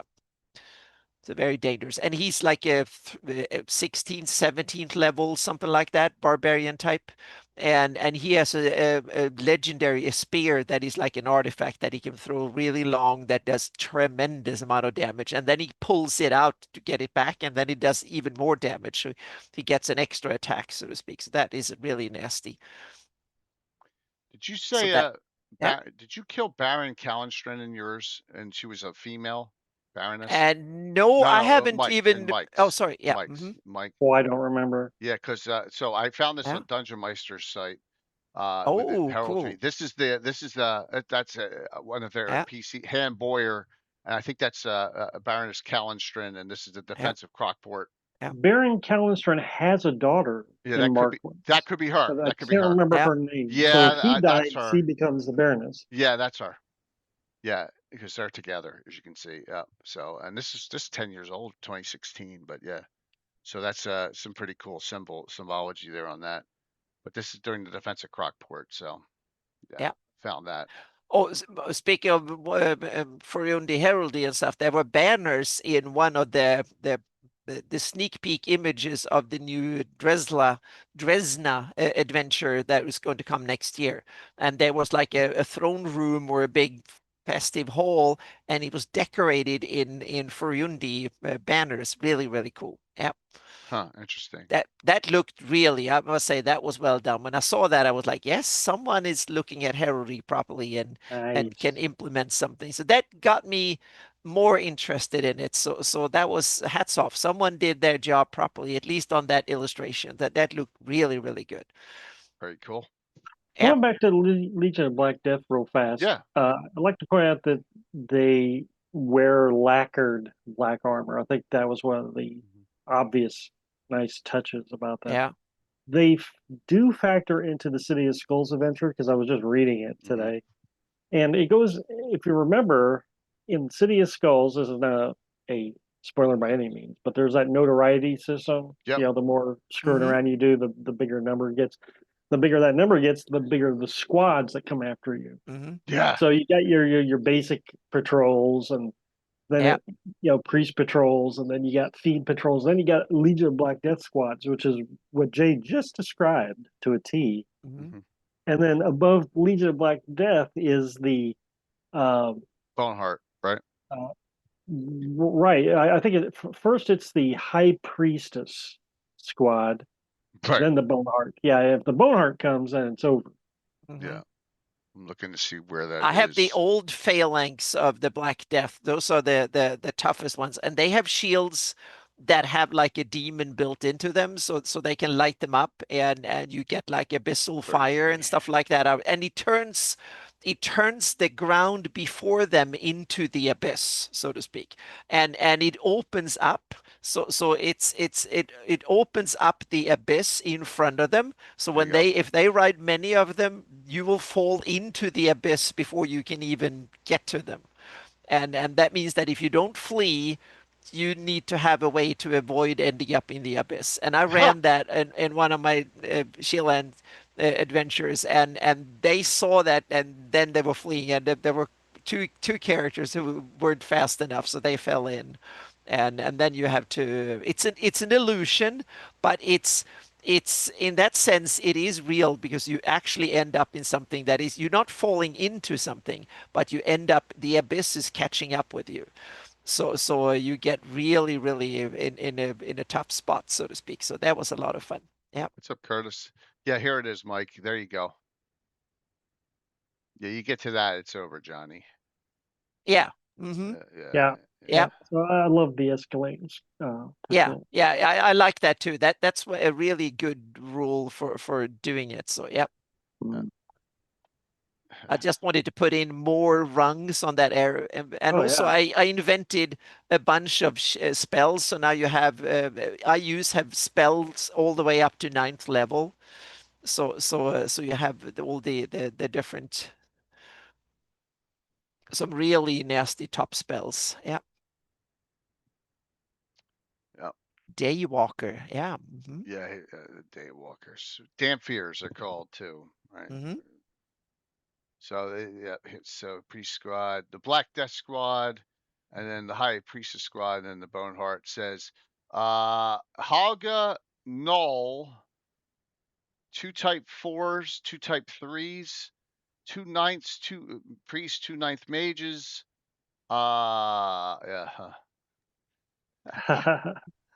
So if I was running that in 5e, I would double that. Yeah. That's crazy. That's crazy. Yeah, the Black Death Squad. Yep, pretty similar to what I said. Yeah, that's cool. Oh yeah, there's one Daywalker in my game. There's one Damphier in my game. He's in the Shieldlands. Get the miniature and everything. Come on, Curtis, you should know that. He's got a sidekick. Yeah.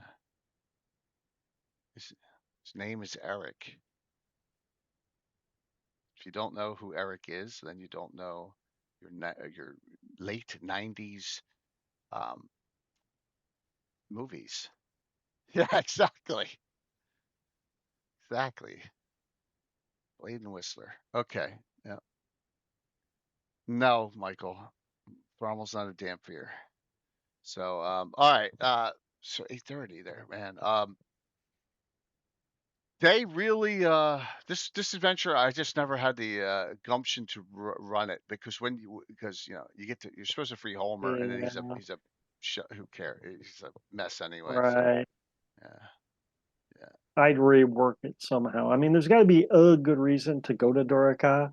There are many good reasons to go to Dorica, and there's even more better reasons to stay out of it, stay away from it. Yeah. So, yeah. If I have my choice between that or Spine Castle, I go to Spine Castle 20 times out of 20. No, I want to. Eventually I want to set an adventure in Dorica, but I want it to be. I want to map it properly first, and also I need high level characters for that, 15 plus, so they can be sneaky and blend in and stuff like that. So yeah. and corrupt enough that they will survive without sticking out too much. I have a Dorka map, Anna. Yeah. Mm-hmm. You made a huge improvement to that one. Fix it there, Mike? Yeah. Oh yeah, he improved it greatly. Yeah. I gotta get to all my attachment things here, and it's the travel guide to Dorka. Yeah, the travel guide right, to Dorka. the travel guide. Yeah. Hold on. Yeah. Mm-hmm. Yeah. Hold on one I second. love the travel Leave guide. your Black Depths on there. Yeah. Mm-hmm. Hold on. Let me get a.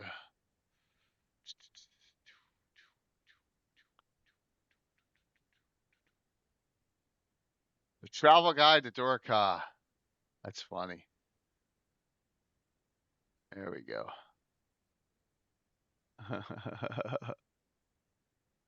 That's funny. Just trying to center it. Yep. So yeah, this is like, oh, where are we gonna go? And that map looks really, really cool of Dorka. You are here. Yeah. Mike, did you redo this map? Is this map yours or is it someone? I drew that. Yeah. Wow. You still have it? Yeah. Good question. Do you still have that? I mean, that would be probably the best map drawn for it, period. Oh yeah, I definitely think it is. Yeah, I would. Yeah, I would scan it and save it. Not really sure what I did with it. Yeah. I mean, that's my scan of it. Well, I put all the labels. We have we have it a reasonable one there. So yeah. Right. But the physical drawing of it, yeah, I don't know. Yeah, man, I would seriously look for it and scan it and protect it because that's probably the best drawing of Dorka that exists. Mm-hmm. So. I don't think anyone else. There was a living Greyhawk Iuz meta regional set in Dorka. Yeah. It was in and out. Don't stick Yep. around. Yeah. Okay. Yep. So like a City of Skulls light, probably. Yeah. That's crazy. Cool. That's cool, Jeremy. Yeah. So. Yeah, you got a lot of good stuff in here. The source of that map is the Dorka map from Iuz the Evil. All they did was take this, basic map, and I just drew it isometric. Yeah. Right, which is way better. Absolutely. Right. It's very nicely done. Yep. Give it an artistic flourish. Yeah, that's the source, Michael. It's right from Iuz the Evil. But like I have no plans in my campaign to go here anytime soon. I have no plans to now Fingers of Iuz and Black Death Squads, that's you never know. But I've no You would not be tempted to send Ed Greenwood into Iuz's hometown? No, because he'd freaking run. He'd teleport away. He almost left right in the middle of Fortress Elendar. And he only got there at the end. He's like, I'm not staking around here. This is crazy. Yeah, no. Revelantar is Revelantar would never stay. He'd be 1,000 times more powerful. He's a neutral character. He's like, I don't need this. Yeah. So what's the mechanism from Iuz? Good characters get noticed. That's in sounds like he's B.A. Baracus. You gotta have him drink the milk and then he wakes up he's in Dorka. Right. Yeah, it's in Iuz the Evil. I'm sorry, it's in the City of Skulls book. Wait a minute, let me close out some stuff. I got way too much open. Let me get rid of the wars. All right. There's notoriety record sharp, but where's it talk about what points?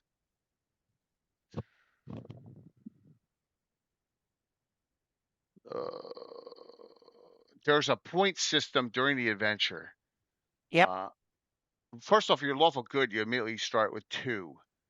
Every character is lawful good. Any good, here it is. Here's the start. So here, notoriety. You could actually go and have encounters almost at the beginning. 1 notoriety point for each good line, and lawful goods 2. Paladins 4. Every demi-human is 1. Elvins 2. Right off the bat. So you need humans. I would say half-orcs don't count for that. Half-orcs, half-ogres would be a way to go. Yeah. So, and then there's stuff in each encounter area. It tells you what happens point-wise. If you like screw something up or whatever. Yeah. And it gets worse and worse and worse. Yeah. until that, every time, it's like that. What's that squad that comes after you in Fallout? Oh, I don't know. I never when you're bad, when you haven't. do something really bad and they come after try to kill you multiple times. Okay. I forget what they Yeah. were. I need to watch that series and Yeah, no, play what the was on game and in the stuff. Yeah. game? It was actually in the game. Ah, gotcha. Okay. But there may have been they may show up in the second season. I didn't finish watching the second season yet. Yeah. Yeah. So time also increases the notoriety too. I mean, the longer you're there, the more chance you have of getting. It's tough, man. It is tough. Oh, It's not the Brotherhood of Steel. There's a group of mercs that come after you, man. It was Okay. in Fallout 3. It's the one in DC. The one in DC. Yeah, kept on coming after me, and unfortunately, I had the mystery guy show up all the time, shooting him. From that perk. It's crazy. Yeah. So that's a good place. You can adapt that in here to anything. I kind of have a TikToker in my head, and you'll see that that's part of like the adventure tomorrow night. What's going to happen? Whoops. Somehow I just maximize you guys. Oh, there we go. I thought I crashed something. I gotta be careful. But like, there's a lot going on. Lots going on. Enclave. That's it. The Enclave. That's it. ooh, yeah. Or is it the Talon? No, it's the Enclave, I believe. No, the Talon sounds right too. Maybe both of them are there Yeah, somewhere. maybe both of Yeah. them in different games. So, Yeah. yeah. So, yeah, my campaign, we're gonna stay away from Iuz's lands. We may do some Vespi down the road. I'm sticking with localized stuff for the time being. The Dark Druids, the Mongrels, my Dark Brotherhood. Yeah, we haven't reached more than 5-6 levels beneath Iuz himself in my Shieldlands campaign, so we are many layers beneath him, so to speak. But eventually, I want to have a campaign going to Doraka and going big, so to speak. But I want my rule system to be in place before then, because I have some ideas that from there, so to speak. So that's one of the Good friend, make sure you watch tomorrow night, and I'll answer that question. Much easier. Yeah. Rob Kuntz has a book out with Dark Druids, and they are here's the first edition version of it. It's got an adventure in it and everything, and they are evil. They are evil druids trying to destroy society, right? This is 1E version. Yep. They worship Tharisden. They worship demons, all sorts of stuff. Bad. Dark Druids. It is one of his I'd say probably one of his best writing works. It's really good. So I'm going to keep on using it. This is yeah. Well, no, this is Rob Kuntz's. No, they're not in Greyhawk published source. They should be. Because Rob Kuntz was co-DM in Gary's private Greyhawk campaign, so that's where it came from, and he wrote some stuff for published Greyhawk too. Yeah. A lot of stuff for published Greyhawk. Yep. Morning Kane's Fantastic Adventure. But the Dark Druids more belongs to his private Greyhawk campaign, so to speak, that he had with Gary. Yeah, because it kind of a later addition to that, seems like. I am working on a squad of Iuzians to target deserters and name defilers. Still thinking of the composition. Well, I mean, you could do an offshoot of the Shadowclaw easily, or the Bone Shadow. I mean, he runs an empire with lots and lots of folks and stuff. He probably needs all sorts of groups and whatever in order to run that empire. So you can come up with something cool and just add it in. My Fingers of Iuz would serve that purpose probably in my game. Lower level adventures going after them. And you're not bringing them. Well, you're bringing them back to worse fates and death, I guess. Yeah. So And also a lot of Iusian henchmen like Helga and all of the others, they will run their own thuggery groups with names under them, so to speak. And various local lords and others who run parts of Iusian Empire will do the same thing. So there will be networks of stuff that you can dig into. So build your little branch and play with it, and then use the upper echelons to move on to bigger stuff as your campaign progresses, so to speak. That's my advice. Yeah. Would so you like to know a couple other Iusian published groups, factions? Yeah. sure. All right. Return of the Eight. Oh yeah. There is a big Iusian, like, Yeah. I don't even know what to call them. Maybe they're just an Iusian adventuring group, Yep. but they are some hard hitters. And they go into Tinser's Castle, try to Yep. loot that place before the PCs can. Yep. Absolutely. There's also, and yeah, go ahead. So this only second edition adventure on my wall of fame. Yeah. So and this played a vital role in my campaign resetting the circle. But yeah, that's near the end. Yeah. I like this group because there's some high level wizards and there's also a couple half ogres in this group. Yeah, Do absolutely. we have the name Here, from? isn't this it? Draylen? Yeah, This is it? Draylen. Yep. Draylen is the high level one, and then the Look at ogres this. are Wizard 12 Priest 6 dual class. yeah, Human, right? Yeah. yeah. Hit points are way too low. Yeah. Yeah, that's it. Skullbuster and Head Smasher, Anna. Yeah. Or the name. Oh, And there's yeah. So you got to take on. This is good. This is good. You got to take on some of them in here near the end before you're trying to figure out how the hell to get to Luna, the moon. You Before know, you end up there, you're yeah. trying to figure out how the hell to get there through with This adventure was one of the few TPKs I ever ran. really. It ended in a TPK. There's Yeah. Skullbuster. Look at it. 99 hit points. 9th level, insane half ogre. Yeah. As long as he's spoken to an ogre, he's passive. Yeah. That's a good role play opportunity. Have it. You should try that on one of your groups. Like you have to speak in ogre, or he gets mad. What happened? What happened in this? Where did they TPK? On Luna. Wow, that sucks. I had uh I had some deaths in this. That retriever, right? That spider creature thing. It's in Jalarzi's tower, right? I think it's in Jalarzi's tower. It placed in there, because That's like the beginning. yeah, killed someone. Yeah, and then we had a couple. At least one person, maybe two, die on Luna. I mean, they had like a partial success in the adventure. It's Right. still kind of played out, but the group had to pretty much sacrifice themselves to a man to get to Here's Head Smasher. the Head Smasher's 13th level and only has 81 hit points, and the other guy's 9th has Oh, they 99. have a Quasit named Scourge. Yeah, yeah. That's really cool. Roger did a really good job with this. The only thing I don't like is the connection to Tourney is very vague, vacuous, a little bit. Like, what the hell does Tourney and Merciless have to do with this, right? So, that's my least favorite part of it. Yeah. yeah, everything else is great in it, but he did a really good job with it. He really did. Good adventure. It's one of those ones you can't rerun. Makes no sense to rerun it. So, yeah. But you get to see Tensor's Castle for the first time, the inside, and Shalarzi's Tower. You get to go to both. Um, yeah, definitely Yeah, good. A+ for locations. And I think I know where the other one you're going is. Expeditions to the Ruins of Greyhawk. Yes, it is. Perthan Yes, Tower, it is. Perthan Castle, Perthan Keep.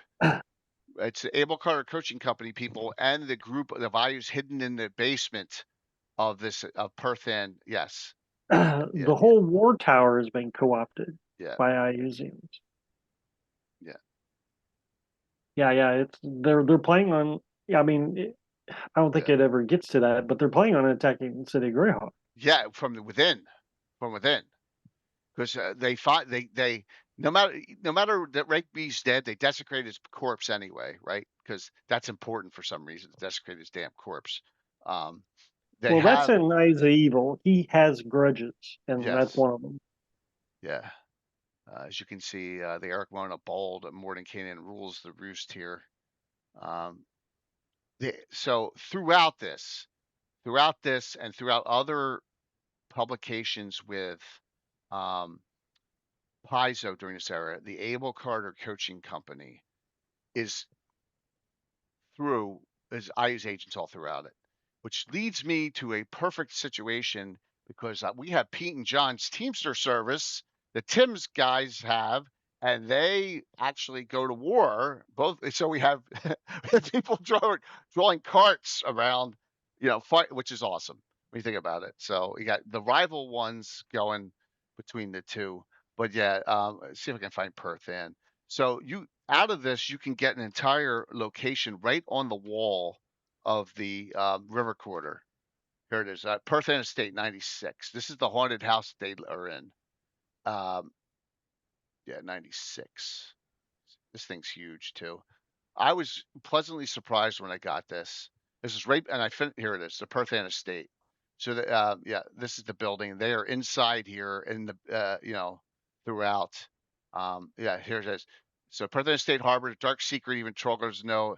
Various agents loyal to Iuz have been using old around Perth End Estate as a safe house. So that's where they go to. Well, Greyhawk War, I was not going to mention Border Watch because I couldn't find much specific on Iuzian forces except some kind of war band they were talking about. But I've never heard. You mean this?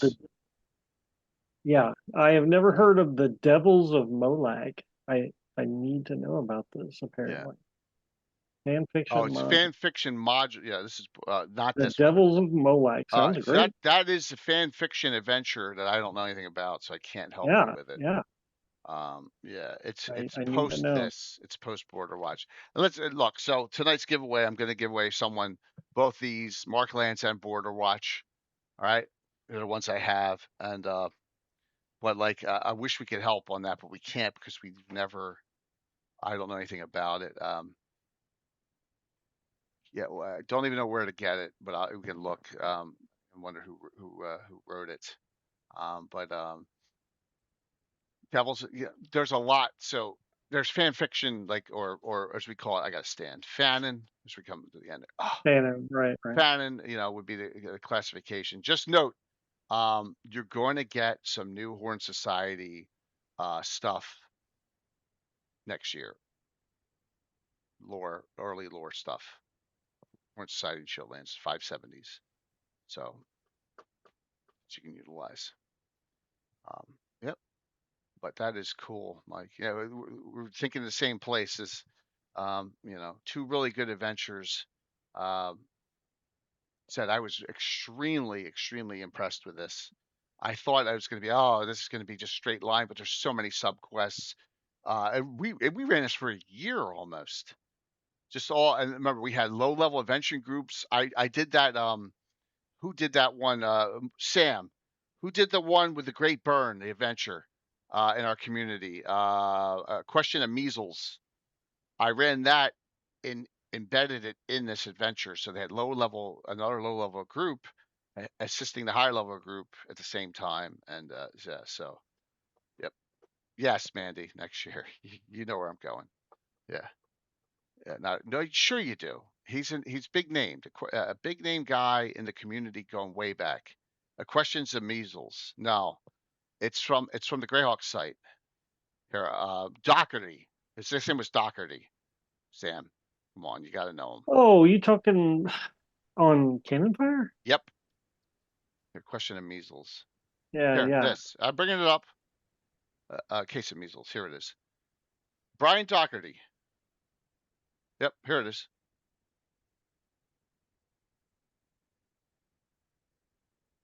He had another name, yeah. Brian Doherty. So this is a good adventure. 5/7 characters first level. It's all in the Great Burn, so you can have a lot of fun with it. And there it is. There's a whole area of the Great Burn right there. And I tied this into Expeditions Ruins Greyhawk. Yeah. So I'm surprised. Yeah, I forget what his name in on Cannon Fire is and stuff. And he's been on Twitch before too. So yep, that's a good one. That's a good one. This is that World of Greyhawk thing. There's a couple other adventures that had that logo about it. I'm not sure if Brian did all of them, but there's other adventures. It was on the old AOL forums, if I recall, Mike. And this is found in the archives. So yep, very cool. Yeah, so lots of good stuff. So any other questions from the audience? Look at that. We got through 2 hours. Yeah. Yeah. And good. Mike kept us on the line. We concentrated on the legions, which is good because people learned a lot of stuff tonight. Number one, Iuz got a lot of troops, no matter what time frame you're in. Right? No matter what time frame you're in playing, he's got a lot of troops. Two, it's going to be a long, drawn out conflict if you're just trying to wipe Iuz out. Right? Yeah, it's not just a bunch of low-level orcs. It ramps all the way up to the Legion of Black Death. Yeah, absolutely. Three, Iuz has weaknesses. Particularly, no one can heal anyone without draining the life force of someone else. The only spell they have that heals is frickin' Vampire Touch. So, but they do have access to Spectral Hands, which makes them touch at range. What evil deity gets used the most for bad guys in my world, if not Iuz? Ooh. Leviatar. So, okay. right, Yeah. which is not even a Greyhawk deity, but we also I use Orcus has done. The son of Orcus has been roamed around for a couple of years. I like Incavulus. I like Hextor. Yes. So yeah, my what's up, Eric? my previous Reldevin campaign, Hextorians were big, so to speak. Yeah. But but in this campaign it's definitely Iuz. But there's a bunch of others in the wings too. The humanoid gods, orcish, goblin gods, and Neorul and stuff. So yeah. Tommy and Kelly's wrote all the Hateful Wars stories. Yeah. So I'll check it out. Devils and Molag. Yeah, very cool. There's a lot out there for you to delve into. If you don't want to go super deep in because you'll get sucked right in, you're gonna have to decide on like, hey, do you want to go and save some areas of the Shield Lands or defend some areas of the Vestvi? I like areas that are skirmish zones, right? So that's why I have stuff going on the Vestvi and the Shield Lands because that stuff is not static, right? Things are moving back and forth a little bit. So grab for it. Tommy's a big he contributes to this. Whenever I ask him to come on, he comes on stream. Don't worry. Yeah, good guy. Tommy that would be great to have him again. Yeah, he's a real good guy, man. Don't worry about it. Yeah, it's good. Yep. Look up his Hateful War scenarios. I did an entire 24-hour stream on it. That's one of my favorite old history stories of all time. Yep. Yeah, you're good. Which deity or deities are most favored by players? What, you mean good guys? Good guy deities. Alana. We started out with a lot of Alana because we had a lot of half elves, and there weren't many deities that we knew about, right? So it was Alana all the way, and then you got some Heronius here and there, but that's a Shieldlands deity. Palor, right? It's all over the place. I use Zuko in my game still too. So, because remember, I started in 1980 before there were any Greyhawk deities. Which one gets picked the most?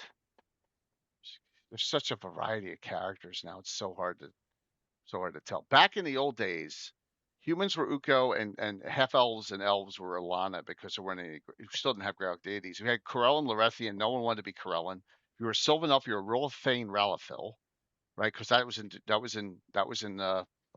deities and demigods, right? And you had Loth. You didn't have any of the other ones. You had one dwarf. You had Moradin. You had Garl, Glitter Gold. That was it. You didn't have a lot of choice, so you had to take some from pantheons. So we had people worshiping Thor and people worshiping Sif back in the early days. We had there weren't any Greyhawk deities. Yeah. But now it's a good healthy mix of gods of Greyhawk. So yeah, Sith's cool. Sith's cool. Freya was another one. Freya's still around. Freya's from that Crucible of Freya adventure that Necromancer Games / Frog God has now. It's a great entry level adventure. I suggest looking at it. It's a fantastic adventure, and I created a specialty priestess of Freya off of that. That's a good one too. So, yep, good questions. All righty. Look at that, 9 o'clock. Let me crank out some stuff here. I got so much open. I'm so surprised we didn't crash the stream. I probably had, this is most of the stuff I had open ever. I probably had 20. It's all my fault. Yes. Oh, but we got to keep your Greyhawkery up. So, yeah, I got to go to home, right? Oh, look at that. It put me right to Cultus. You don't even need it. Yeah, put the link in, but I think I'm there already. Number 48. 48. Here we go. The long-awaited debut. Well, we're here, dear readers. The cultists have been through the slave pits of the Undercity, and most of them have slavers stockade looking for a slave lord to give them answers to the rival evil cult. They're wandering in, so it led them to another, the infamous villain Marquesa. What could go right? All right, here we go. Thank you, Marquesa. I will see to our guests from here. We're looking for a Mark. None here by that name. Forgive my appearance. I'm trying to merge a human with an owlbear. Messy, but practice makes perfect. Yeah. It's scary. Are you one of the splice girls? Oh my god. That's awesome. That is. I am Marquesa. Go play with the goblins so the adults can talk. What can I say? Like to manipulate people. I also loathe puns. I'm impressed. How'd you do that? So, cultists of Tharisden, are you here looking for the forbidden lore? Oh yeah, that reminds me. Here's the map to the slave lord's secret city. Bye bye. Yeah, go away. I saw her first. What? Oh, these are so good. Yeah. Wow. Oh my god. Oh, thank you, Mike. This is so good. So yeah, they just keep digging deeper and deeper into the slave lord's lore. Yeah. Yeah, and by the way, her merging an owlbear with a human is not far off. She's done bad things. She's doing stuff. She's like the worst, probably the vilest evil character in the campaign. Really, just awful. And she's Dr. Mengele that's saying a lot because these are steroids. cultists of Tharisden. They're about to find out. Yeah, it's awesome, man. How what number are you going to go up to on this? Do you have any idea? Up to for the cultist one for this plot line. I'm just curious. Well, 60. I'm already I can't remember how many this goes up to. I'm currently working. I'm ahead. I'm past this storyline now, and I'm already in the 60s. So I think this one probably goes another several issues though. Awesome. Yeah. There's a lot more to Marquesa to come. Very cool. And there should be more Marquesa to come. That's fantastic. All righty. Yeah, we're still in A2, I believe. So there's still 2 more. Yeah, still A3, and the guy captured and all that stuff and gets stripped and all. Yeah, perfect. Maybe we'll see what. Yeah, who knows what'll happen. So, Mike, what else you got to shout out here? Anything else going on? Well, my players just got done taking on a really vile necromancer in his own dojo. And the battle was so fierce that they nearly all died, which says a lot in 5e that they were all sweating it out down to nearly single digit hit points, right? Nice. So I pushed them to the limit. That's good. And now Especially at that after level. clearing out this thing next week, they'll probably go back to Parentland and hopefully get some rest and relaxation, right? Yes, it always works that way. Right. Always works that way. Rest and relaxation. What could go wrong? You can't die? Oh man, don't challenge a DM that way, man. He was You, so scared of dying, which is you funny because he's playing a can't. barbarian who, when he dies, he gets back up.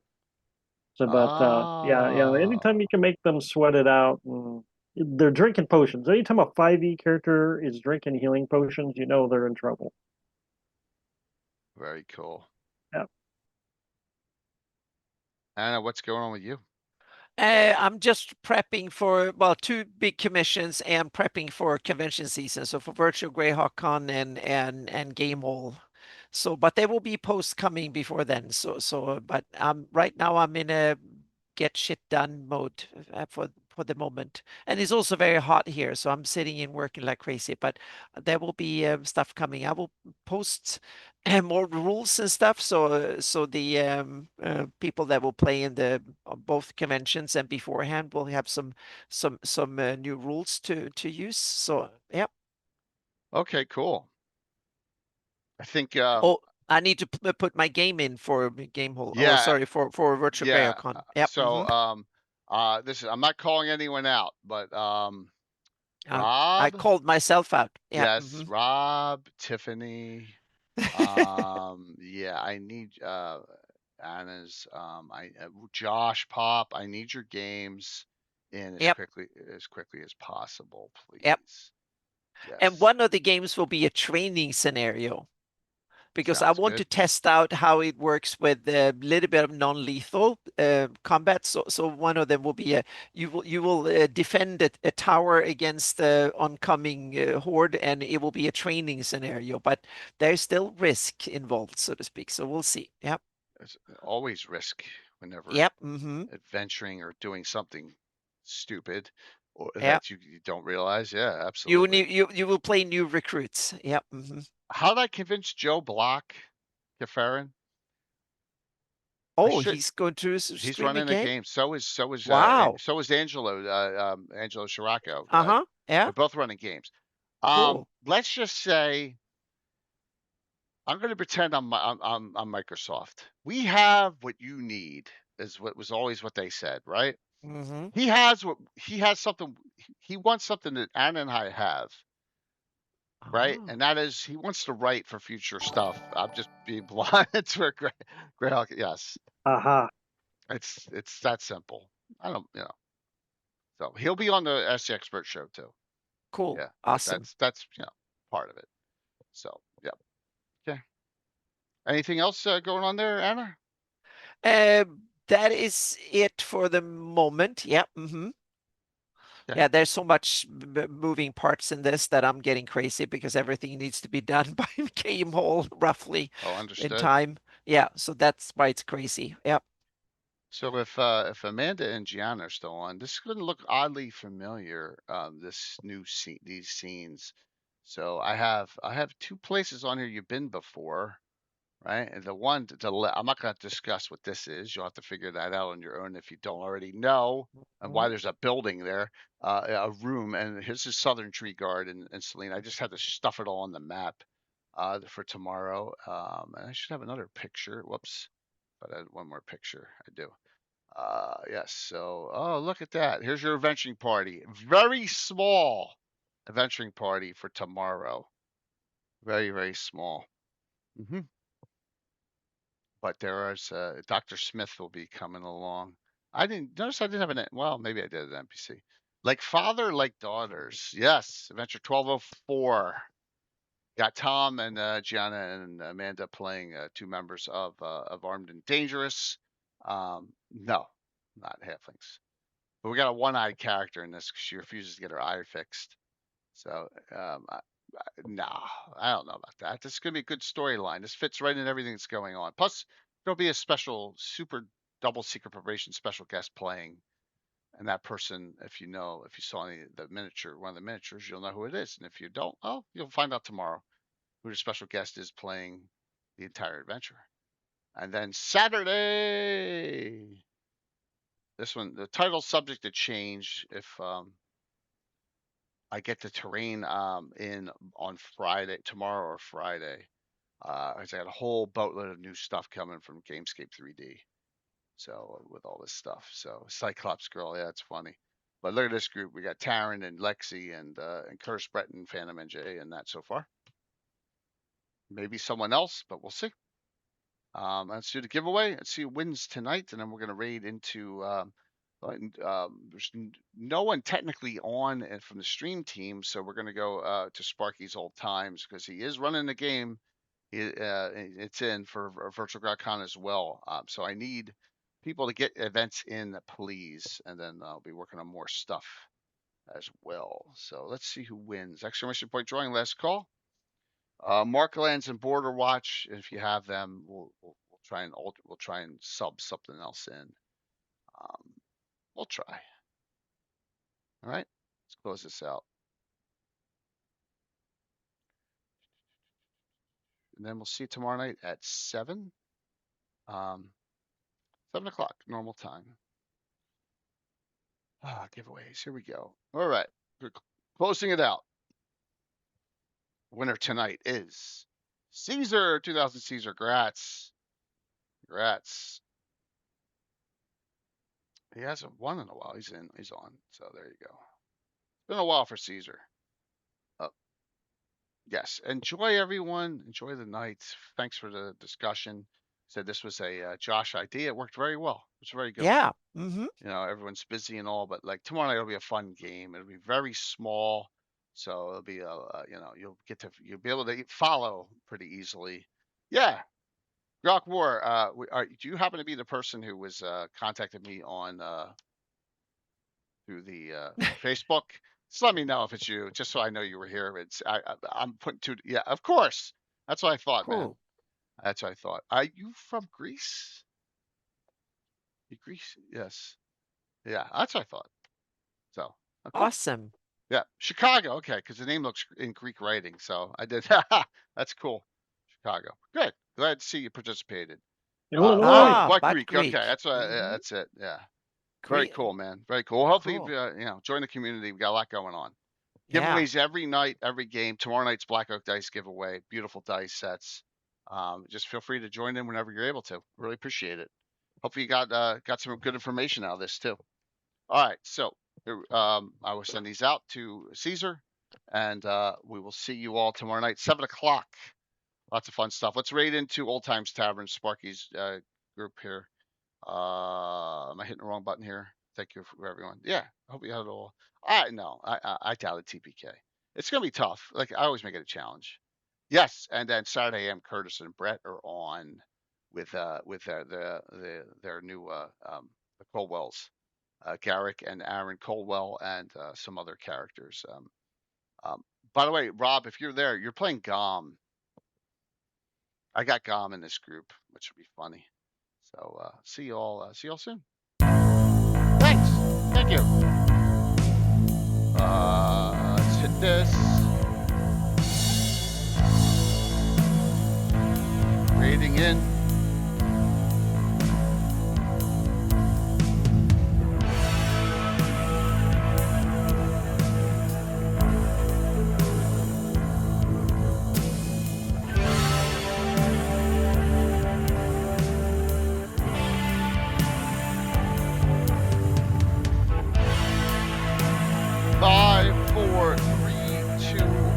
See you tomorrow night. Thanks, everyone.